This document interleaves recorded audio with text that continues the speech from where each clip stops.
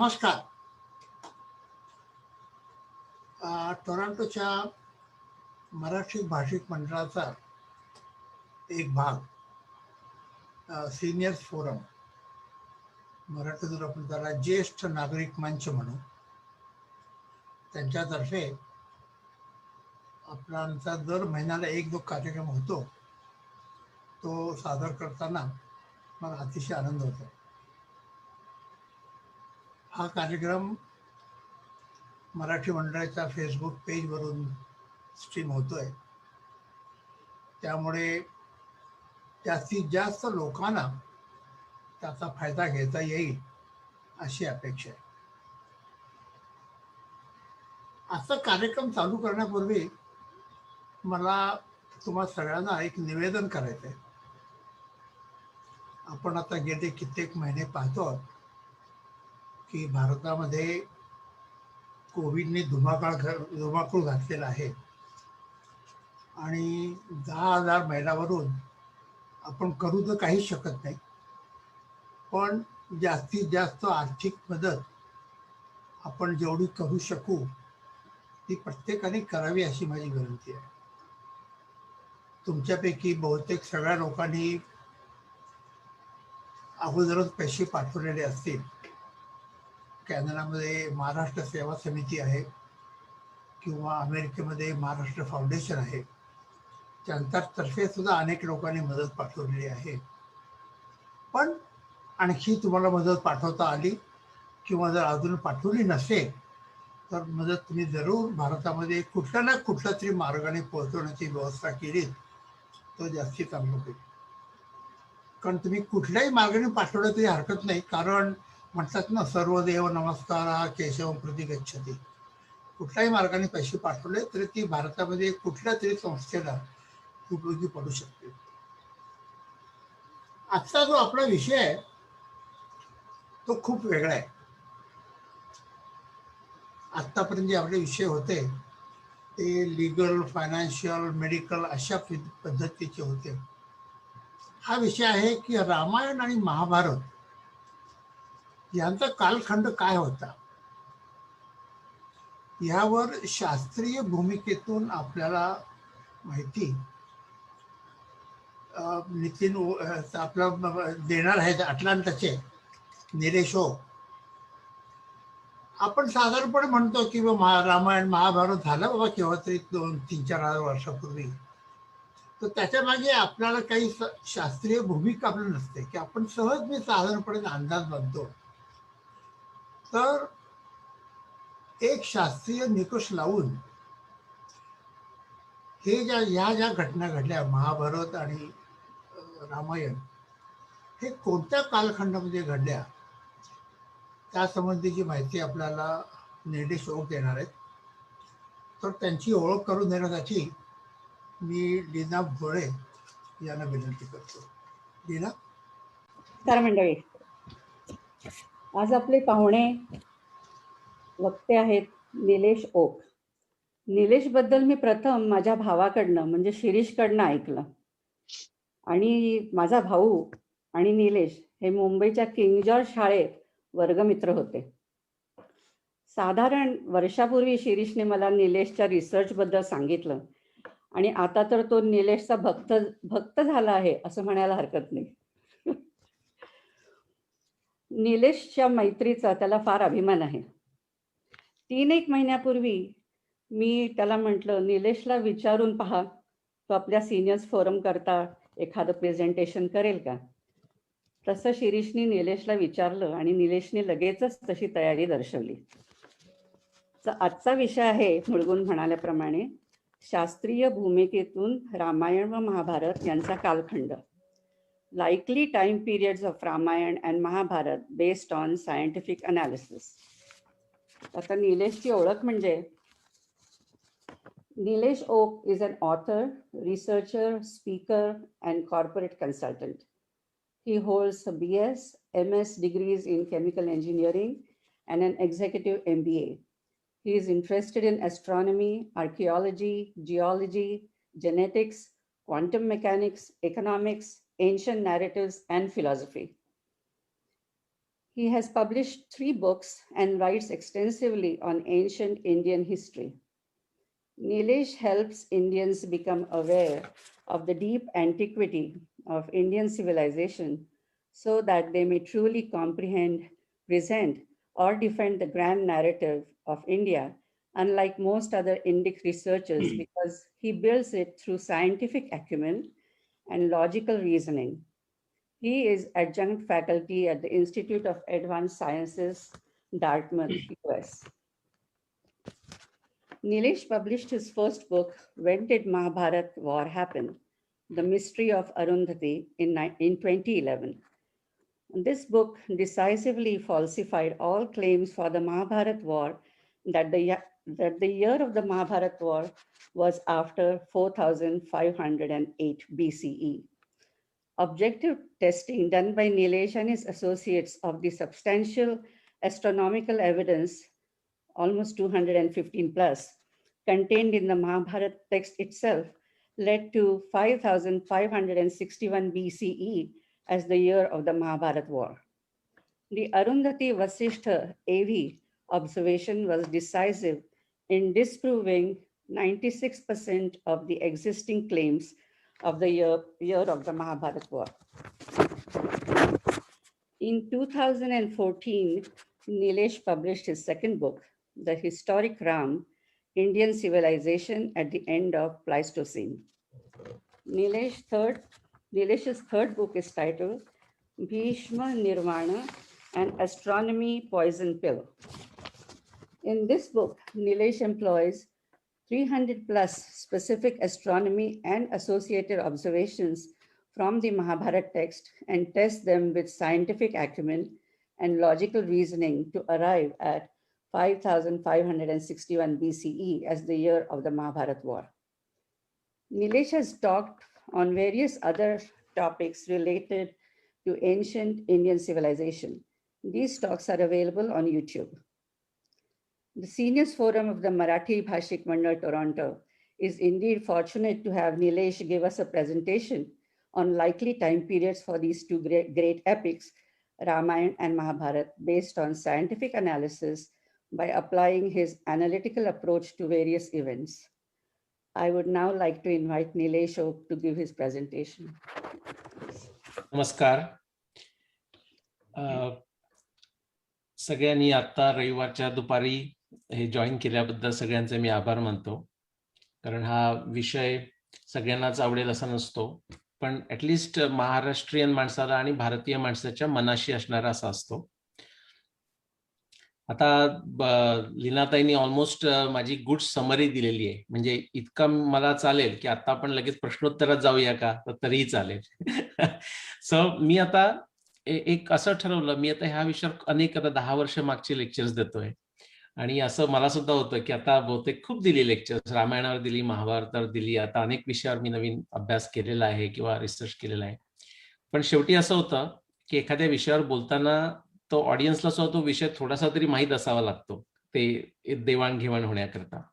आणि म्हणून बरेच वेळा असंच होतं की शेवटी ते रामायण महाभारत याच्याशी येतं किंवा जास्तीत जास्त ऋग्वेदाचाही काळ मी काढलेला आहे. सो थोडंसं एंटरटेनिंग व्हावं, इन्फॉर्मली राहावं, अशा अर्थानं मी म्हटलं आज काय वेगळं करूया, कारण महाभारत रामायणावर तर मी नेहमीच बोलत असतो. तर मी म्हटलं एक थोडी वेगळी थीम घेऊया, फार वेगळी असं नाही. आणि विशेषतः मराठी ग्रुप असल्यामुळे मला असं वाटलं की अनेक लोकांना हे नाव माहीत असेल, आणि नसेल तर त्यांनी नक्की त्यांची पुस्तकंही वाचावी. तर असं नाव म्हणजे doctor PV Vartak. Okay, Padmakar Vishnu Vartak असं अनेक लोकांनी नाव वाचलेलं असेल, आणि ते माझ्याकरता ते इन्स्पिरेशन होते. आणि म्हणून म्हटलं मी अशा काहीतरी आपण वेगळ्या थीम मध्ये तीच गोष्ट आपण जसं परत नवीन करून सांगतो किंवा बॉलिवूडच्या याच्यात सांगायचं म्हणजे तीच लव्ह स्टोरी, नवीन गाणी वगैरे घेऊन येतात परत, काहीतरी आपल्याला वेगळी वाटावी अशी. अशा करता मी आता शेअर करायला सुरुवात करतो. ज्यांना हे माहीत असेल त्यांना ते लगेच ओळखता येईल. हा जो म्हणजे तुमच्या आता काय त्याच बाजूला दिसेल, डाव्या बाजूला जो फोटो आहे, म्हणजे माझ्यासारखा न दिसणारा जो फोटो आहे, तो डॉक्टर PV वर्तकांचा आहे. ते 2 वर्षापूर्वी आपल्यापासून ते निघून गेले. They passed away couple of years ago. आणि म्हणून मी म्हटलं असं एक नाव काय देऊया, तर म्हटलं पॅसिंग द बटॉन. म्हणजे रिले रेसमध्ये सर्टन रेस केल्यानंतर आपल्याला तो बटन पास करायचा असतो. तर त्यांनी प्रचंड काम केलंय. त्यांच्या आधी अनेक लोकांनी काम केलेलं आहे. लोकमान्य टिळकांपासूनचं काम त्याच्यामध्ये लोकांनी केलेलं आहे. थोडीशी आपण त्याची पार्श्वभूमी बघू, पण जास्तीत जास्त इन्फॉर्मल ठेवायचा मी प्रयत्न करेन. आपण काही जे डिस्कस करू ते काय, तर स्वार्थानुमान आणि परार्थानुमान. आता हे शब्द जरा कठीण वाटतात, हे न्यायदर्शनातले शब्द आहेत. स्वार्थानुमान म्हणजे असं की एखादा रिसर्चर जेव्हा अभ्यास करतो तेव्हा तो कोणत्या प्रकारे त्या उत्तराकडे पोहोचतो याला काही मार्ग, असा नीट मार्ग नसतो. एक साधारण अंदाज असतो. आपण वेगवेगळे प्रयत्न करतो, लाईक ट्रायल अँड एरर म्हणतो तसं. ट्रायल अँड एरर म्हणजे रॅन्डम ट्रायल नव्हे, पण ट्रायल अँड एरर म्हणजे नक्की कोणत्या मार्गाने जाऊन उत्तर मिळेल माहित नसतं. अशा पद्धतीनं आपल्याला ते केव्हा झालं असेल असं एक त्या इंडिव्हिज्युअल रिसर्चरला, संशोधकाला कळू शकतं स्वार्थानुमान. आणि ते फार कठीण असू शकतं किंवा खूप त्याला वेळ लागू शकतो. मी सांगेन माझ्या काही गोष्टींना किती वेळ लागला, किंवा वर्तकांना सुद्धा किती वेळ लागला, किंवा हा विषय किती जुना आहे. पण ते एकदा समजल्यानंतर मग ते आपण जेव्हा आपण काय संशोधन केलंय हे जेव्हा आपण लोकांना सांगायचा प्रयत्न करतो, ते अनेक वेळा आणखी कठीण होऊन बसतं. त्याला परार्थानुमान असं म्हटलं जातं, की आता आपल्याला जे कळलंय किंवा आपण जे काही शोध लावलाय ते लोकांना समजेल अशा भाषेत कसं सांगायचं. आणि त्याच्यामध्ये चॅलेंज बऱ्याच प्रकारचे असतात. आता काही ठिकाणी समजा मी जर इकडे वेस्टमध्ये लेक्चर देतो, म्हणजे नॉन इंडियन ऑडियन्सला, तर बऱ्याच लोकांना महाभारत माहित नसतं, किंवा रामकृष्ण ही जरी नावं माहित असली तरी डिटेल्स त्याच्या स्टोरीमध्येच माहित नसतात. मग ती त्यांना कथाही सांगावी लागते. आता तो प्रॉब्लेम आपल्या भारतीय लोकांमध्ये होऊ शकतो, कारण महाभारत रामायणाचं वाचन तसं कमी होतं. आणि काही लोकांचं समजा वैज्ञानिक बॅकग्राऊंड नसेल तर मग त्यांना समजावून कसं सांगायचं. काही जणांचा लॉजिकचा प्रॉब्लेम होऊन बसतो. त्यामुळे परार्थानुमान हा सुद्धा खूप इंटरेस्टिंग विषय होऊ शकतो. त्यात आज सांगताना की डॉक्टर पी.व्ही. वर्तकांनी काम सुरू केलं आणि त्यांच्यापासूनचा तो माझ्यापर्यंतचा जर्नी, आणि जसं मी म्हटलं पासिंग द बटन, असं आपण त्याला मेटाफोर म्हणून घेऊया. तर तुम्ही ही कदाचित ज्यांना माहितीये नाव त्यांनी ही पुस्तकं पाहिलेली असतील, किंवा कदाचित आता पुस्तकाचं कव्हर बघून कदाचित लोकांना वाटेल की हा, हे कुठेतरी पाहिलेलं वाटतंय कुणाच्या घरी तरी. त्यांनी अनेक पुस्तकं लिहिलेली आहेत, पण त्यातलं स्वयंभू, त्यातला जो दिसतोय तुम्हाला तो भीम आहे. आणि ते भीमावर म्हणून त्यांनी पुस्तक लिहिलं, पण त्याच्यामध्येच त्यांनी महाभारताच्या डेटिंगवर पण काम केलं, म्हणजे कालनिर्णयावर काम केलेलं आहे. तसंच त्यांनी ते साधारण 1970च्या दरम्यान लिहिलेलं पुस्तक आहे. आणि 1980च्या दरम्यान वास्तव रामायण असंही पुस्तक लिहिलं. दोन्ही उत्तम पुस्तकं आहेत, त्यांची सगळीच पुस्तकं उत्तम आहेत. आणि आता तो पॅसिंग द बटन म्हणायचं म्हणून मी माझी इथं तुम्हाला 3 पुस्तकं दाखवतो. आणि जसं लीनाताईने सांगितलं, 2011 मध्ये माझं when did the Mahabharata war झालं पब्लिश. नंतर 2014 मध्ये द हिस्टॉरिक राम, आणि 2018 मध्ये भीष्म निर्माण. ही तिन्ही पुस्तकं अमेझॉनवर आहेत. आणि इंडियामध्ये एक सुबो पब्लिकेशन्स म्हणून संस्था आहे, त्यांनी ती इंडियाकरता पब्लिश केलेली आहे, की ज्याच्यामुळे एक रिझनेबल प्राइस मध्ये इंडियातल्या लोकांना ती घेता यावी. ती त्यांनी, म्हणजे आम्ही दोघांनी, सुबो पब्लिकेशन आणि मी म्हणजे ऋत्विक, आम्ही नॉन प्रॉफिट अशी केलेली आहे इंडियामध्ये, की जे काही येतील ते रिइन्व्हेस्ट करायचे. पण मुख्य उद्देश असा की सगळ्यांच्या घरी ती पुस्तकं जावीत, लायब्ररीमध्ये जावीत, युनिव्हर्सिटीमध्ये जावीत, हा त्याच्या मागचा उद्देश आहे. आणि मग अर्थातच आपण महाभारताचा काळ कसा काढला त्याच्यावर बोलू, रामायणाचा काळ कसा काढला त्याच्यावर बोलू, आणि मग क्विक समरी करू आणि आपण प्रश्नोत्तरामध्ये जाऊ. आता तुम्ही इन्फॉर्मल सेलिब्रेट करताना सगळे मी बघितलं, मे महिन्यातल्या सगळ्यांचे वाढदिवस साजरे करत होतात. आणि आज फार नेहमी माझी पत्नी अश्विनी जॉईन करतेच असं नाही, पण आज रविवार पण होता, त्यामुळे ती पण जॉईन केलेली आहे. आणि मग माझ्या लक्षात आलं तिचा वाढदिवस पण मे मध्ये असतो. म्हणजे झाला, आम्ही सेलिब्रेट करून झालो. आम्ही 2दा करतो, एक 8 मेला करतो म्हणजे इंग्लिश तारीख म्हणून, आणि अक्षय तृतीयेचा जन्म आहे म्हणून अक्षय तृतीया तेव्हा पण करतो आम्ही. आणि तसंच परशुरामासारखंच व्यक्तिमत्व आहे तिचं, जमदग्नी वगैरे असं आपण म्हणतो ना, तसं ती आहे कॉलवर, मी मजेनं म्हणतोय हे. ओके. सो तिचाही तिच्याबरोबर ह्यात जॉईन केल्यासारखं. आणि ती माझ्या सगळ्या कामामध्ये एकत्र असते. माझी ती काय म्हणूया बेस्ट गाईड आहे, की हे असं कशाला सांगतोस लोकांना, किंवा हे कशाला सांगत बसतोस, किंवा असं उत्तर दे, असं खूप युजफुल मला ती गाईड करत असते, माहिती देत असते काय, कारण ती इंडिपेंडंट व्ह्यू न बघू शकते. ही माझी थोडक्यात समरी जर सांगायची माझ्या 25 वर्षाच्या मागच्या कामाची, साधारण 90 मध्ये. त्याच्या आधी मी एक असं क्युरिओसिटी म्हणून माझी सुरुवात भगवद्गीतेपासून झाली. मला आईनं विनोबांची गीताही शिकवली होती, म्हणजे अगदी शाळेत जाण्यापूर्वी म्हटलं तरी चालेल. त्यामुळे मला त्याचे थोडेसे अध्याय येतात. नंतर मला हायस्कूलमध्ये इंग्लिश आपल्या संस्कृत मधली भगवद्गीता पाठ करायला लागायची. एक एक एक चॅप्टर अध्याय करावा लागायचा प्रत्येक वर्षी. त्यामुळे माझे 3 अध्याय तसेच पाठ झाले. त्यातून मग भगवद्गीता महाभारतात असं ते थोडंसं प्रवास होत गेला. काही असा ट्रायल अँड एरर असाच प्रवास होता. पण समरी म्हणजे आता सांगितलेलीच आहे लीनाताईंनी. परत समरी सांगायची म्हणजे मधला जो ऍक्सेस आहे तो टाइम ऍक्सेस आहे. इन्फिनिटी टू इन्फिनिटी, महाकाल. त्याच्यातला खंडकाल म्हणजे आपण एक समजा मागचा एक लाख वर्षाचा पिरियड घेऊया. त्यातून टुडे म्हणजे 21st सेंचुरीमध्ये आपण जर मागे गेलो तर 7,500 वर्ष किंवा 7,000 पेक्षा जास्त वर्ष गेलं की महाभारताचा समय येतो. त्याच्यात दुप्पट केलं 14,000 वर्षापेक्षा जास्त गेलं की रामायणाचा समय येतो 12,209 BC. हा मी त्याच्या पुराव्यातून काढलेला. आणि ऋग्वेदाचा जो समय येतो तो त्यातल्या काही सुक्तांचा समय हा महाभारताशी संबंधित आहे, कारण व्यासदेवानी ते रिकास्ट एडिट केलेलं होतं. पण ऋग्वेदातल्या ज्या अनेक ऋचा आहेत, ज्याला जुन्या ऋचा किंवा जुनी मंडळं म्हणता येतात, म्हणजे ऋग्वेदात 10 मंडळ आहेत आणि त्यांचा सिक्वेन्स हा काही 1, 2, 3, 4 असा नाहीये. तर जी जुनी सगळ्यात जी मंडळं आहेत ती उदाहरणार्थ 637 आणि मग मधली जी मंडळ आहेत 63742 ही अगदी जुनी झाली.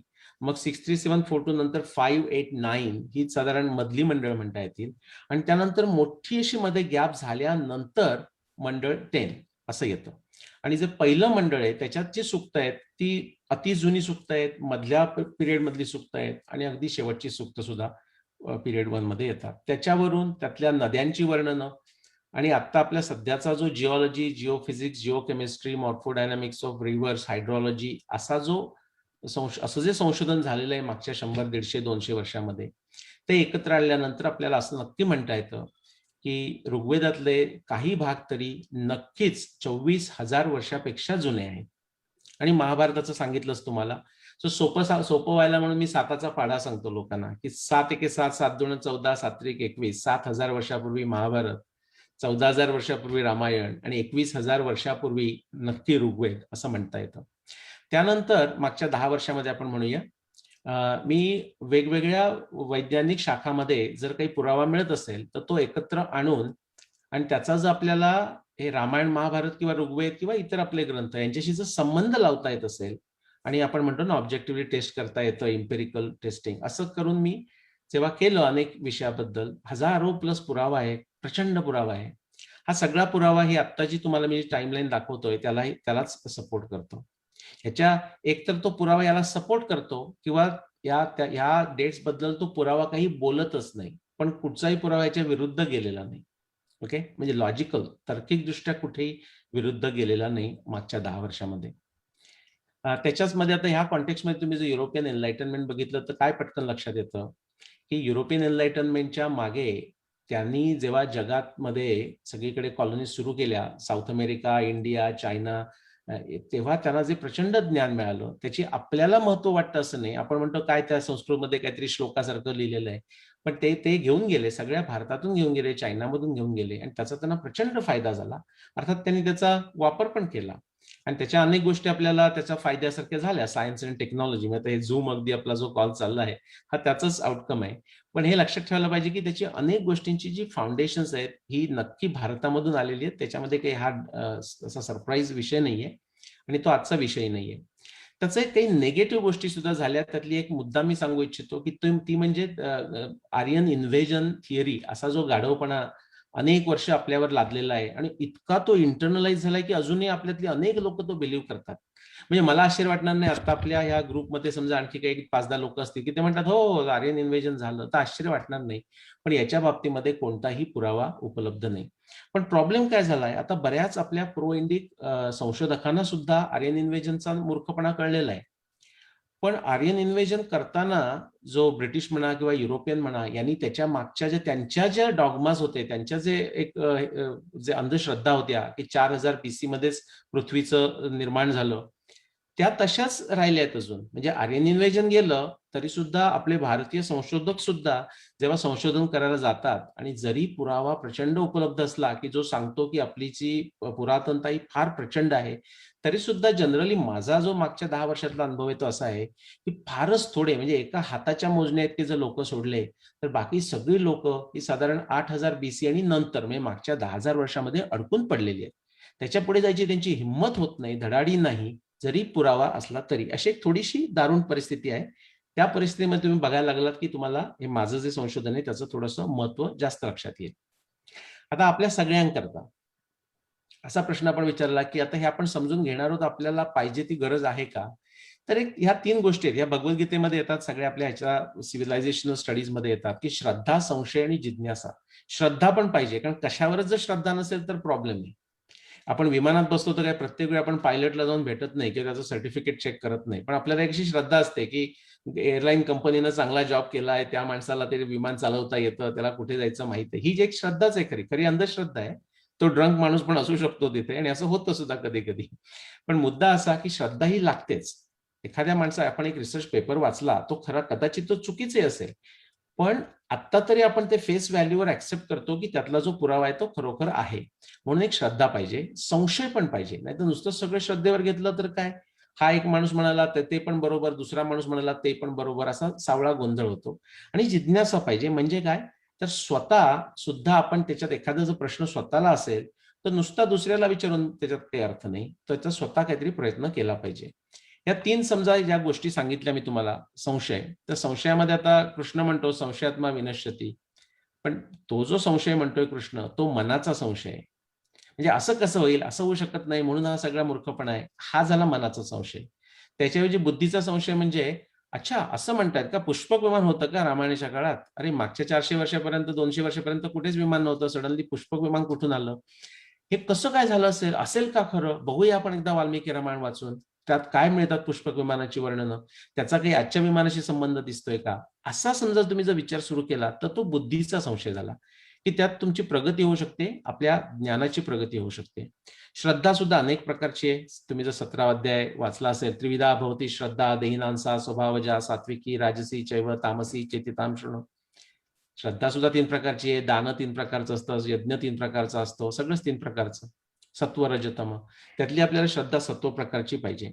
आणि जी जिज्ञासा आहे ना, जिज्ञासा सुद्धा आता भगवद्गीतेत सगळं म्हटलं ना, भगवद्गीतेत सगळे येतात. अर्थ जिज्ञासू अर्थार्थी ज्ञानीच भरतर्षभ, असे 4 प्रकारचे उत्तम भक्त सांगितलेले आहेत.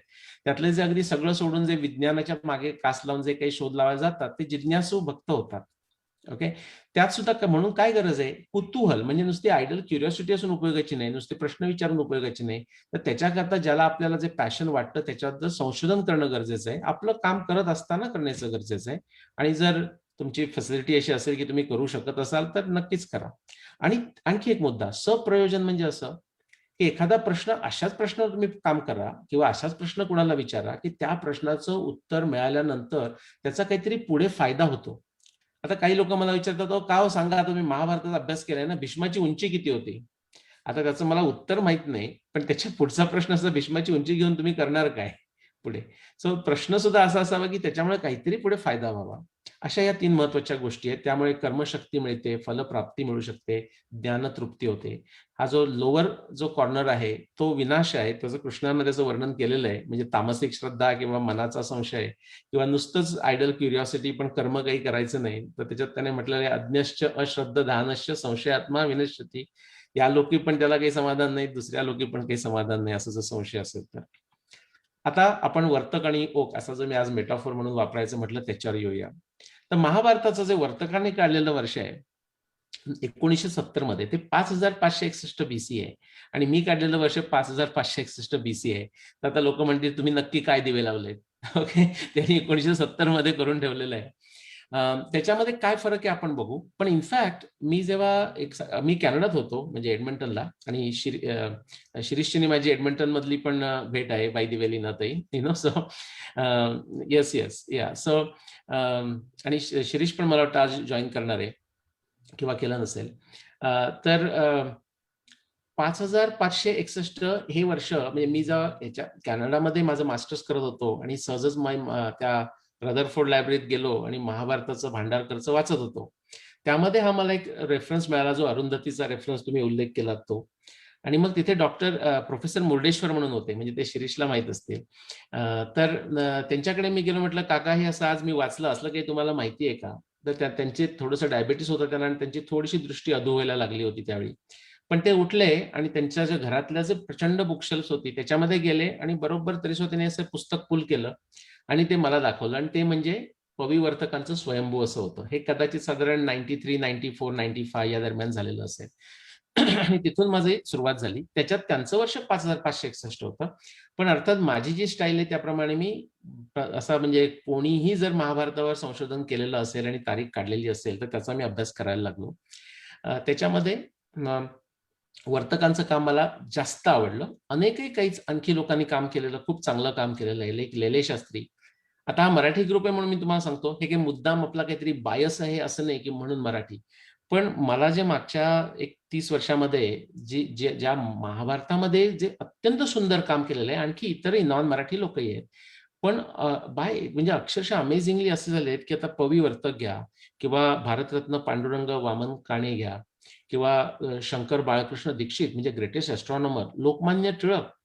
आता लोकमान्य टिळकांची जी तारीख आहे त्याच्याशी मी अजिबात अग्री होत नाहीये. लोकमान्य टिळकांनी 1400 BC काढले, पण 1905 मध्ये CV वैद्य, ते सुद्धा ग्वाल्हेरला होते पण ते सुद्धा मराठी मूळचे, CV वैद्य यांनी महाभारताचं क्रिटिकल अनालिसिसवर पुस्तक लिहिलं होतं आणि त्याच्यावर 1905 मध्ये लोकमान्य टिळकांनी केसरीमध्ये 8 अग्रलेख लिहिलेले आहेत आणि ते 8 अग्रलेख अक्षरशः वाचण्यासारखे आहेत. म्हणजे मी ते जेव्हा वाचले तेव्हा मी म्हटलं की म्हणजे असं म्हणजे मेरी चलती आपण हिंदी जसं म्हणतो तसं मी जर त्यावेळी असतो तर फक्त त्या 8 अग्रलेखामुळे सुद्धा मी लोकमान्यांना लोकमान्य किताब दिला असता जर माझं चालत असतं. तर इतकं ते सुंदर, स्पष्ट, स्वच्छ, सोप्या भाषेमध्ये कसं लिहावं हा सगळ्यांकरता आदर्श होणे इतकं ते चांगलं आहे. लेले शास्त्री तसेच होऊन गेले, आणखी एक मोडक म्हणून होऊन गेले आणि असे अनेक लोक होऊन गेले.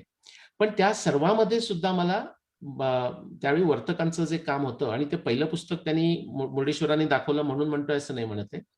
हे सगळ्याचा इतके वर्ष मी विषय आतापर्यंत अभ्यास करतोय तेच माझ्या समोर येतं. आता त्या विषयामध्ये जाण्यापूर्वी आपले जे सगळ्यांचे कॉमन प्रश्न असतात त्याचं एक मी जेनेरिक उत्तर देतो. कारण काय असतं, तो जो तुम्ही प्रश्न तुमच्या डोक्यात ठेवलात ना तर मग पुढचे लोक ऐकतच नाहीत. मी ते त्याच्यातच अडकून पडलेले असतात. त्यातला एक असा उदाहरणार्थ की अरे हो पण आर्किओलॉजी एव्हिडन्स कुठे आहे, म्हणजे उत्खनन शास्त्रातला पुरावा कुठे आहे. कुठे आहे म्हणजे काय, तुम्हाला शोधावं लागेल. तो शोधलात तर सगळीकडे मिळेल. जर तुम्ही आर्किओलॉजी एव्हिडन्स बघायला गेलात किंवा ऍग्रिकल्चर एव्हिडन्स बघायला गेलात, मी तुम्हाला या पानावर ऍग्रिकल्चर सांगतो आणि आर्किओलॉजी दाखवतोच, पण ऍग्रिकल्चर एव्हिडन्स सुद्धा अशी आपल्याकडे अत्यंत चुकीची, म्हणजे विकिपीडिया किंवा असले काहीतरी पीडिया हे वापरून अत्यंत चुकीच्या समजुती झालेल्या आहेत. विकिपीडिया भारताबद्दलची स्पेशली विशेषतः पुराण भारताची अजिबात योग्य माहिती देत नाही. आता इस्रायल किंवा जपान ही लोक विकिपीडियाला वेठीस धरतात आणि म्हणजे जसं धरायला पाहिजे, त्यामुळे त्यांच्या संस्कृतीची 12,000 15,000 वर्षापर्यंत आर्किओलॉजी एव्हिडन्स विकिपीडिया दाखवतं, पण भारताचं 3, 4, 5, 6, 7 हजाराच्या वर जायला विकिपीडिया सुद्धा जात नाही आणि आपली लोक फार काही त्याच्यात करतात असं नाही. ऍग्रिकल्चरचा जर तुम्ही पिअर रिव्ह्यूड रेफरन्स बघितला तर भारतीय म्हणजे इंडियन सब कॉन्टिनेंटमध्ये 16,000 BC पूर्वीचा म्हणजे 18,000 वर्षापूर्वीचा अत्यंत उत्तम ऍग्रिकल्चर होतं याचा एव्हिडन्स आहे. एवढंच कशाला की harvesting of a grain, storage of a grains, cooking of a grains, म्हणजे ते खरोखर प्लांट करत होते की नाही आपल्याला माहिती नाही, त्याचा पुरावा मिळाला नाही म्हणून. पण या उरलेल्या 3 गोष्टींचं भारतामध्ये होतं असा पुरावा 43,000 BC पर्यंत जातो, म्हणजे 45,000 वर्षापूर्वीचा. आता आर्किओलॉजीमध्ये जर नुसतं तुम्ही बघितलं म्हणजे ऑब्जेक्ट्स म्हणूया आपण, तर आपला जो गुजरात कोस्ट आहे तिथला जो पुरावा आहे तो 30,000 वर्षापर्यंत जातो. बऱ्याच लोकांना याचा पत्ताच नसतो. म्हणून आता हे जे तुम्हाला दिसतंय डाव्या बाजूला ते कृष्णाचं मंदिर, त्याच्या जवळच नाही, तिथला पुरावा 2000 BC वगैरे पर्यंत जातो, पण पूर्ण त्या एरियातला पुरावा 30,000 BC पर्यंतचा जातो, ह्युमन हॅबिटेशन आणि सगळ्या गोष्टी. आणि त्याचं आपल्याला आश्चर्य वाटत नाही. तुम्ही जर इतिहास वाचत असाल, म्हणजे इतिहास म्हणजे आपला पूर्व इतिहास, म्हणजे थ्रू रामायण महाभारत आणि भागवत पुराण आणि इतर गोष्टी ऋग्वेदातला, काहीच आश्चर्य वाटत नाही. तो मनूपासूनचा तो रैवत आणि असत कुशस्थली अशी स्थापना झालेला तो पुरावा आहे. आता इथे तुम्हाला दिसत असेल तर डेंटल काहीतरी चाललंय असं दिसतंय, डेंटल सर्जरी. किती लोकांना माहिती आहे की डेंटल सर्जरी किती जुनी आहे याचा 7,000 BCचा पुरावा आहे. 7,000 BC. आणि तो 7,000 BCचा पुरावा हा कुठे ग्रीस, रोमन किंवा अमेरिका असा नसून तो भारतातला पुरावा आहे. आणि त्याच्या पुढे जाऊन हे जे संशोधन केलेलं आहे आणि हे जे पब्लिश केलेलं आहे तो माणूस नॉन भारतीय, तो माणूस इथला अमेरिकन आहे, त्यामुळे आपल्या भारतीयांना ते मान्य करायला काही प्रॉब्लेम नसावा. कारण आपला इन्फिरियरिटी कॉम्प्लेक्स सुद्धा एवढा आड येतो आपल्या की आपल्याच माणसांना केलं की त्याचं आश्चर्य वाटतं, कारण आपल्याला तसं शिकवलं गेलेलं आहे अनेक वर्ष. मला 9वीत असतानाच आठवतंय, एक मराठी एक असं काहीतरी नाव होतं आमच्या 9वीच्या सायन्स पुस्तकामध्ये. त्यांनी काहीतरी ऑप्टिक्समध्ये काहीतरी केलं होतं एक संशोधन. तर जेव्हा ते आमच्या टीचरने सांगितलं की असे ते अमुक मराठे, आता मी नाव विसरलो, आणि त्यांनी ऑप्टिक्समध्ये हाच नवीन सिद्धांत मांडलाय किंवा काहीतरी शोध लावलाय, तर मला अगदी आठवतंय मी 9वीत असतानाच की मला आश्चर्य वाटलं की हा मराठी आणि हा वैज्ञानिक कसा. कारण आतापर्यंतची आपली सगळी नावं म्हणजे आईन्स्टाईन, केपलर वगैरे अशीच, किंवा एडवर्ड जेन्नर अशीच नावं येतात. हा सुद्धा आपलं किती म्हणजे शिक्षणामध्ये आपल्याला किती इन्फिरियर करून ठेवलेलं आहे याचा एक पुरावा आहे. 7000 BC पर्यंतची डेंटल सर्जरी तुम्हाला मिळते. मी महाभारत तर फक्त तुम्हाला 7000 वर्षापूर्वीचं सांगतोय, म्हणजे 5000 BCचं सांगतोय, हे त्याच्या आधी जाऊन मिळतं. हा खालचं जे चित्र दिसतंय ते मेहगडचं, तिथं ती धान्य साठवायच्या जागा किंवा राहायच्या जागा, अशा ज्या जागा आहेत त्या 7000 BCच्या आधीपर्यंत जातात. सो आर्किओलॉजी एव्हिडन्सचा आपल्याकडे प्रॉब्लेम नाही. क्लायमेटॉलॉजी, आता हा क्लायमेटॉलॉजी कुठून येतो? कारण मी सरस्वतीवर सुद्धा तुम्हाला सांगितलं की संशोधन केलंय. सरस्वतीची अशी स्थिती आहे, आताचा जो रिसर्च आहे, आपल्याकडे आता अगदी सॉलिड पुरावा आहे की ती सरस्वती नक्की ऑलमोस्ट 2 लाख वर्ष ती वाहत होती. म्हणजे 172,000 BC पासूनचा पुरावा आहे. मागच्या 1 लाख वर्षातला पुरावा तर अत्यंत सुंदर पुरावा आहे की ती रिव्हर इतकी मोठी होती की काही ठिकाणी 16 ते 22 किलोमीटर एवढी वाईड, आणि तशी ती 22,000 BC पर्यंत वाहत होती. 50,000 मध्ये ती यमुना तिच्यापासून सेपरेट झाली, नंतर 22,000 नंतर ती छोटी झाली सरस्वती, पण छोटी म्हणजे किती, त्यानंतर सुद्धा ती अनेक ठिकाणी 5 ते 7 किलोमीटर वाईड होती, आणि 4500 BC नंतर ती गेली. आता बरीच लोक फक्त तुम्ही म्हणालात तसं की 5000 वर्षापूर्वी म्हणजे 3000 BCच्या महाभारतामध्ये अडकून पडलेली असतात. मग ती मला विचारतात, अरे सरस्वती नाही, आणि सरस्वतीची तर महाभारतामध्ये खूप वर्णन आहे, त्याचं काय करायचं? त्याची 2 कारणं. सरस्वती नाही असं त्यांना वाटतं, पण ह्याचं कारण असं की ते 3000 BCचा विचार करतायत, पण महाभारत 3000 BC मध्ये झालेलंच नाहीये, ते आधी झालेलं आहे. पण आणखी एक गोष्ट, हा जो 7000 BC ते 4500 BCचा जो कालावधी होता, त्या कालावधीमध्ये आपला जो आता आपण ज्याला मान्सून रेन म्हणतो तो खूप इंटेन्सिफाय झाला. आता हे जे मी तुम्हाला दाखवतोय ना, मधला जो ब्लूइश एरिया दिसतोय, हे अनिंद्य सरकार यांचा 2016चा हा पेपर आहे. त्याच्यातले तुम्ही तारखा बघा, तिथे त्या BP म्हणजे बिफोर प्रेझेंट अशा आहेत. म्हणून मी तुम्हाला एक मार्क सांगतो, महाभारत कुठे झालं ते 7500 वर्षापूर्वी, तिथं तो मार्क टाकला मी. त्या काळामध्ये मान्सून इतका इंटेन्सिफाय झाला होता की तशी ऑलमोस्ट छोटीशी झालेली सरस्वती परत रिज्युव्हिनेट झाली एक 2-3 हजार वर्ष, आणि मग 4500 म्हणजे 6500 इथे जे दिसतंय तुम्हाला ऍक्सिसवर, त्यातून 2000 वजा करायचे म्हणजे 4500. त्यानंतर सडनली ती एकदम ड्राय होत जाऊन ती नष्ट झाली, म्हणजे त्याचं पाणी बंद झालं. सो महाभारतामध्ये जी वर्णन आहेत सरस्वतीची की काही ठिकाणी प्रचंड पाणी आहे, काही ठिकाणी ती त्या सँडच्या खाली, वाळूच्या खाली गेलेली आहे, खाली वाळूच्या खाली वाहते, काही ठिकाणी ती वर येते. ही सगळी वर्णन अशी मिक्स का आहेत? कारण त्यावेळेचा तो मिक्स क्लायमेटॉलॉजीचा पिरियड आहे, कारण मान्सूनमुळे ते परत तिला एक पुनर्जीवन झाल्यासारखं झालं.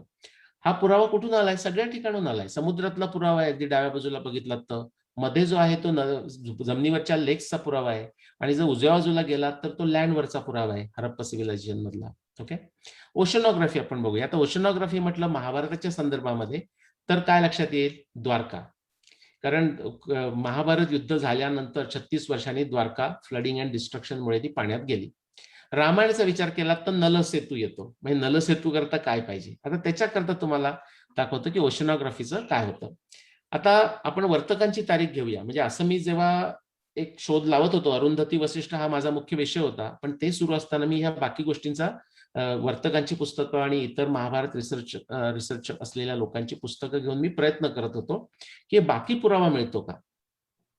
तर 5561 BC ही मला त्यावेळी काय म्हणूया आपण, स्वार्थानुमान किंवा सब्जेक्टिव्ह कन्व्हिक्शन मध्ये मला ती डेट योग्य वाटत होती, पण अरुंधती वसिष्ठचा निकाल लागलेला नव्हता, त्यामुळे मी ते पूर्ण मानायला तयार नव्हतो.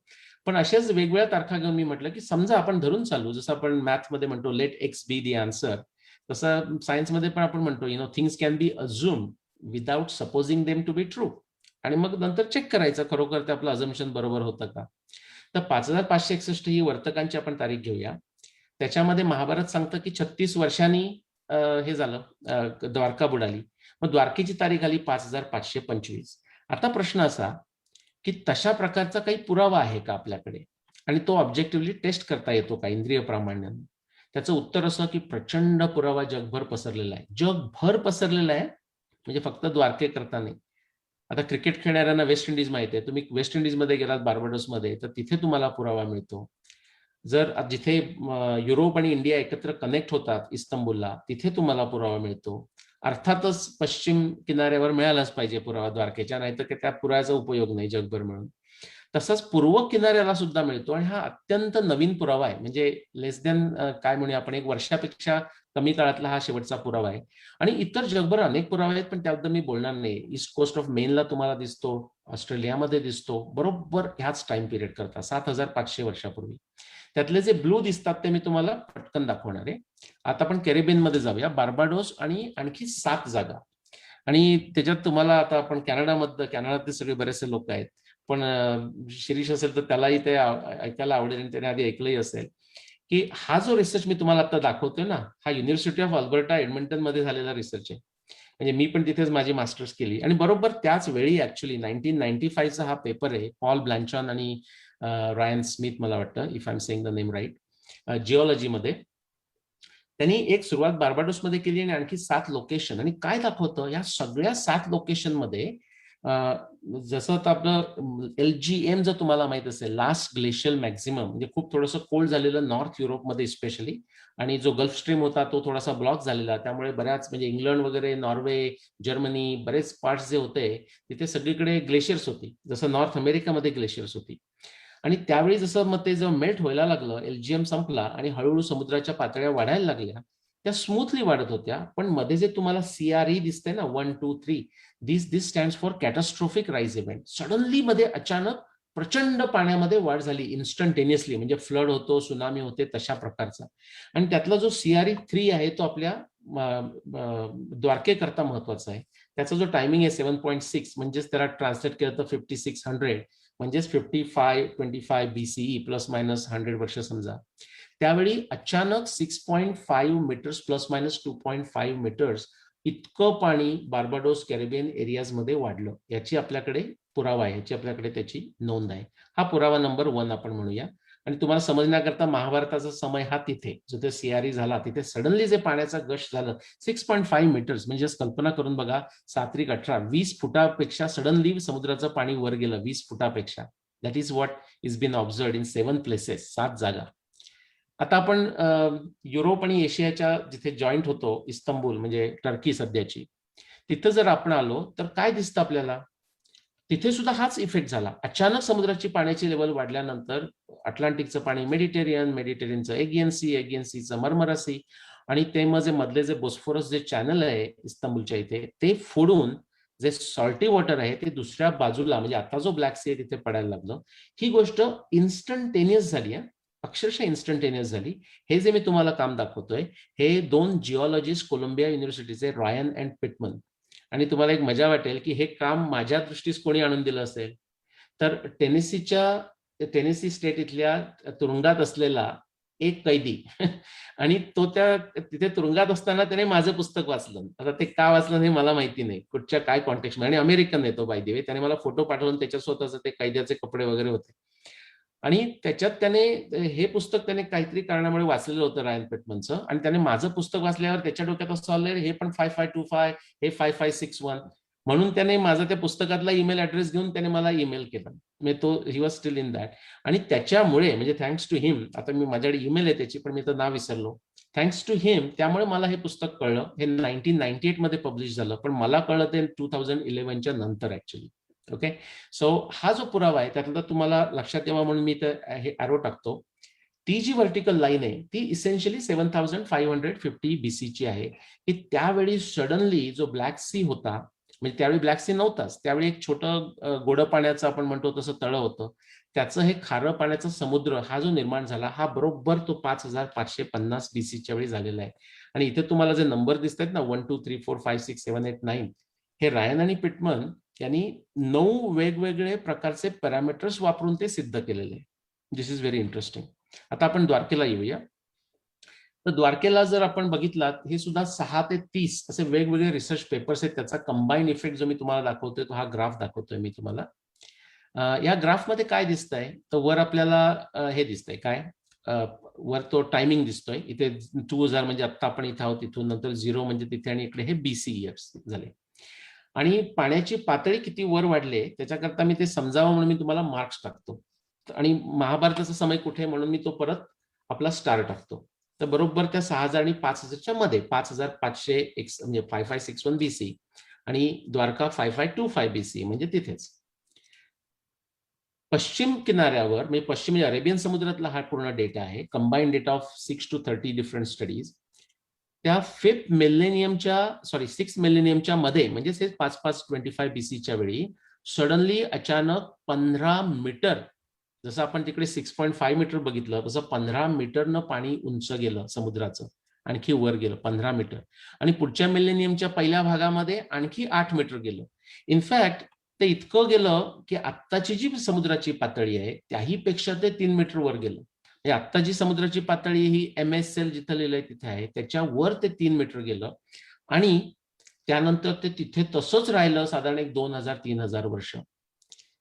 आता हा आपला आजचा विषय नाही, पण एक संबंध आहे म्हणून सांगतो की ज्यांना हे माहित असेल की IVC म्हणतात, इंडस व्हॅली सिव्हिलायझेशन, म्हणजे ती भारतीय संस्कृती, सिंधू सरस्वती सिव्हिलायझेशन, त्याच्यामध्ये ज्यांनी ऐकलं असेल की ढोलावीरा हे बंदर होतं किंवा लोथल हे बंदर होतं, हे गुजरात मधल्या जागा, याचं कारण ते हे आहे. म्हणजे जमिनीचा भागही वर खाली होत असतो, पण इथे समुद्राचं पाणी पण तिथे जवळ गेलं आणि जमिनीच्या भागामध्ये जे काही वर खाली झालं असेल ते, त्यामुळे लोथल किंवा ढोलावीरा आता जी इनलँड आहेत ती बंदरं अशी काम करू शकत होती. व्हेरी इंटरेस्टिंगली त्यांचा जो पुरावा मिळतो तो सुद्धा पुरावा 5000 BC नंतर ती बंदरं म्हणजे जास्त ऍक्टिव्हिटी झाली असं कळतं. आणि अचानक 2000 BCच्या नंतर ती बंदरं होती ते थांबलं, म्हणजे ती बंदर म्हणून ते पोर्ट्स म्हणून ते काम करू शकत नव्हते. त्याचं उत्तर सुद्धा तुम्हाला इथे मिळतं. कारण बघा ते 2000 BC तिसरी जी लाईन काढली आहे तिथं बघितलं, त्यानंतर समुद्राचं पाणी हे परत खाली यायला लागलं, म्हणजे दूर जायला लागलं धोलावीरापासून वगैरे, परत समुद्राकडे त्या हे म्हणजे काय म्हणतो रिग्रेस व्हायला लागलं. आणि त्यानंतर त्या पुढे ओव्हर द पुढचे जे काही 4000 वर्ष आतापर्यंतची, त्या काळात ते आत्ता जिथे आहे तिथे ते अप्स अँड डाऊन्स करत करत तिथे आलं. Okay. Location of Krishna's Dwarka. आता आपण सांगितलं की हा पुरावा भरपूर आहे. आता कृष्णाची द्वारका नक्की कुठे शोधायची? आता जिथे आपण जातो ती कृष्णाची द्वारका नाही. त्यानंतर ते जसं पाण्याखाली गेल्यानंतर मग परत मंदिर बांधलं जातं. तीच कथा रामेश्वरमची सुद्धा आहे. आत्ताचं रामेश्वर हे रामायणाच्या काळातलं रामेश्वर असूच शकत नाही. त्याचं मी तुम्हाला आता आपल्याला वेळ नाही म्हणून, पण तरी मी तुम्हाला हिंट देईन तिथे. आता ही आर्टिस्टने इमॅजिन केलेली कृष्णाची द्वारका आहे. ओके. किंवा हे वेगळी चित्र समजा, किंवा हे आणखी चित्र ही तुम्ही पाहिलेली असतील. आणि जर तुम्ही वर्णनं वाचलीत, पुराणातली वर्णनं वाचलीत किंवा महाभारतातली वर्णनं वाचलीत, तर असं म्हटलेलं आहे की द्वारकेमध्ये जाण्याकरता ब्रिज वापरावे लागत. आणि जर युद्धाचा प्रसंग आला तर ते ब्रिज ऑफ केले जात, म्हणजे त्यामुळे कोणी येऊ शकत नसे. म्हणजे as if it was like a island, म्हणजे अगदी खूप जमिनीच्या जवळचं आयलंड असेल पण ते आयलंड होतं, अशा प्रकारची वर्णनं आपल्याला मिळतात. आता ही जर तुम्हाला जो डाव्या बाजूचा जो फोटो तुमच्या लक्षात येत असेल तर ग्रॅहम हँकॉक, म्हणजे हे ब्रिटिश जर्नलिस्ट आहेत आणि त्यांची बरीच पुस्तकं प्रसिद्ध आहेत. फिंगरप्रिंट्स ऑफ द गॉड्स हे आता ते मी जर 1995 मध्ये रिसर्च सुरू केला तेव्हा ते प्रसिद्ध झालं होतं. खूप म्हणजे काय म्हणतो आपण त्याला, बेस्ट सेलर असं, वर्ल्ड वाईड बेस्ट सेलर पुस्तक आहे. आणि त्यांनी सुद्धा जगभर अभ्यास करताना भारताच्या बाजूत सुद्धा अभ्यास केलेला आहे, पूर्व किनाऱ्यावर आणि पश्चिम किनाऱ्यावर सुद्धा. आणि तुम्हाला जे इकडे उजव्या बाजूला दिसत आहेत ते Glenn mill, he is now professor of geology at university of Ottawa, आणि टोरंटोचे त्यांची PhD आहे. म्हणजे तुम्ही जिथे आता अनेक जण लोक आहात ते, आणि मूळ ते स्कॉटलंडचे आहेत. आता ह्या दोघा लोकांनी, यांच्याशी ग्लेन मिलशी मी करस्पॉन्डन्स केलेलं आहे, ह्या दोघा लोकांनी जेव्हा भारताच्या पश्चिम किनाऱ्यावर संशोधन केलं, त्यातून काय आलं हे तुम्हाला एक मजा म्हणून दाखवतो. हा जो पिरियड दिसतोय हा रामायणाच्या इमिजिएटली नंतरचा. आणि त्याच्या आधी बघा आता तिथे श्रीलंका जो आपण म्हणतो ती भारताशी कनेक्टेड आहे लँडने, त्यामुळे मग तिथे नलसेतूचा प्रश्नच कुठे आला. त्याच्यामुळे एक वेगळा मुद्दा निघतो. ही सुद्धा एक ब्युटी आहे. जर तुमचं ओरिजिनल रिसर्च असेल आणि रिव्होल्युशनरी असेल तर ते ज्याच्याकरता तुम्ही तो रिसर्च केला तो प्रॉब्लेम सॉल्व्ह होतो, पण अनेक नवीन प्रॉब्लेम निर्माण होतात. त्याच्यातलाच हा प्रॉब्लेम आहे. मग आता नलसेतूचं काय करायचं, याचं आता काय करायचं असा प्रश्न नाही. ऍक्च्युअली भारतीय आपल्या वाल्मिकी रामायणामध्ये आणि आपल्या खगोलशास्त्रीय ग्रंथामध्ये आणि अनेक ग्रंथामध्ये इतकी माहिती आहे की श्रीलंका ही रावणाची लंका नसावी, तो रावणाच्या अधिपत्याखाली असलेला भागही असू शकेल, पण रावणाची लंका ही वेगळी होती असं मानायला अनेक पुरावे आहेत, पण तो आजचा परत विषय नव्हे. पण सांगायचा मुद्दा असा की जस्ट आफ्टर रामायणाच्या काळानंतर, कारण रामायण 14,000 वर्षापूर्वी आणि हे 13,500 म्हणजे 13,500 वर्षापूर्वी काय होतंय बघा. श्रीलंका कनेक्टेड आहे आणि इकडे जर तुम्ही गुजरातच्या जवळ गेलात, मुंबई आणि म्हणजे महाराष्ट्र गुजरात, तर इथे तुम्हाला एक बेट दिसतंय. आपण थोडं पुढे जाऊया. ते जर म्हणजे पुढे म्हणजे आपल्याकडे येतोय आपण आता 2000 आपल्या समयकडे येतोय 10,600 वर्ष किंवा 8,900 वर्ष. तर नोटीस करा की समुद्राची पाण्याची पातळी वाढते आणि ते बेट छोटं छोटं होत जाते. कदाचित यामुळे कृष्णानं म्हटलं असेल, म्हणजे ती द्वारका असं मला म्हणायचंय, कृष्णानं असं म्हटलं असेल की एक दिवस द्वारका पाण्याखाली जाईल, असं आपण म्हणतो की त्याने प्रेडिक्ट केलं होतं वगैरे. इंटरेस्टिंगली लक्षात ठेवा कुठचं वर्ष होतं 5,525. 5,561 अधिक 36, 7,700 वर्षापूर्वी तिथं बेट आहे. 6,900 जर तुम्ही आलात तर ते बेट पूर्ण पाण्याखाली गेलेलं आहे. हे त्यांच्या मॅथमेट्रिक स्टडीवरचा हा निष्कर्ष आहे. म्हणजे हे जे होतं 7,700 BP वय ते 6,900 म्हणजे 4,900 येईपर्यंत ते पूर्ण पाण्याखाली गेलेलं आहे. आणि जो द्वारकेचा जो वेळ काढलेला आहे ऍस्ट्रॉनॉमी बेस्ड एव्हिडन्स वरून 5,561 प्लस 36 केल्यावर तो बरोबर तिथे फिट होतो. आता मी ईस्ट कोस्टवर सांगितलं, हा अत्यंत लेटेस्ट रिसर्च आहे, म्हणजे 10 August 2020, less than a year. तर त्यांनी काय केलं लक्षात घ्या की ते लास्ट ग्लेशियल मॅक्झिमम म्हटलं ना, तर त्यावेळी काय होतं सगळी लँड आणखी होती आणि त्यामुळे आत्ताची जे पुंपुहार आहे ना, ती ही जी व्हर्टिकल लाईन दिसते तुम्हाला, तिथे आता हे पुंपुहार पोर्ट आहे तामिळनाडू मधला. पण जर तुम्ही 20,000 वर्ष मागे गेलात तर त्यावेळेचा जो पुंपुहार पोर्ट होता हा इथे होता, P1 जिथे म्हटलंय तो, आणि तो कधीतरी 16,000 BCच्या नंतर तो पाण्याखाली गेला, जसं पाण्याच्या लेवल वर आली. मग त्या लोकांनी काय केलं, दुसरा पोर्ट बांधला, P2 पोर्ट बांधला. मग त्याचं काय झालं बघा, त्याचं परत पाणी वाढत चाललं. तो P2 जो पोर्ट आहे तो पण कधीतरी 8,000 ते 7,000 BCच्या दरम्यान पाण्याखाली गेला. मग त्यांनी P3 पोर्ट बांधला. हे सगळं संशोधनामध्ये मिळालेल्या गोष्टी आहेत. आणि त्याचं पोर्टचं जे स्ट्रक्चर आहे, this is the same port structure that people find around the world. म्हणजे रोमन, ग्रीक, कुठेही तुम्ही जा अशाच प्रकारचं पोर्ट स्ट्रक्चर तुम्हाला मिळतं. म्हणजे रामायणाच्या काळी बोटी वगैरे व्यवस्थित जात होते, हा सांगायचा मुद्दा हा पण आहे त्याच्यामध्ये, पण तो मुख्य मुद्दा नाही. नंतर आता 8,000 7,000 मध्ये ते गेलं. त्यानंतर काय होतंय बघा, त्यानंतर 6,000 ते 4,000 BC म्हणजे कुठचा आता आपला महाभारताचा वेळ आला, त्यावेळी परत समुद्राची पातळी अचानक वाढली. त्याच्यामुळे जो P3 जो होता तो पोर्ट एक्झिस्टिंग त्यावेळेचा पोर्ट तो पण पाण्याखाली गेला. पण यावेळी आणखी काहीतरी विशेष झालं. काय झालं विशेष, जे पाणी आहे ते सगळं इनग्रेस करून इतकं आत गेलं, आता मला एक्झॅक्ट लक्षात नाही मायुरमचं डिस्टन्स काय, 10, 20, 30 किलोमीटर अशा काहीतरी दरम्यान आहे. मायुरम म्हणून जी जागा दिसते 26 नंबर, तिथपर्यंत पाणी इनग्रेस होत आत गेलं. म्हणजे पोर्ट नुसतं डिस्ट्रॉय नाही केलं, पाणी प्रचंड आत गेलं आणि ते पाणी तिथे तसंच राहिलं.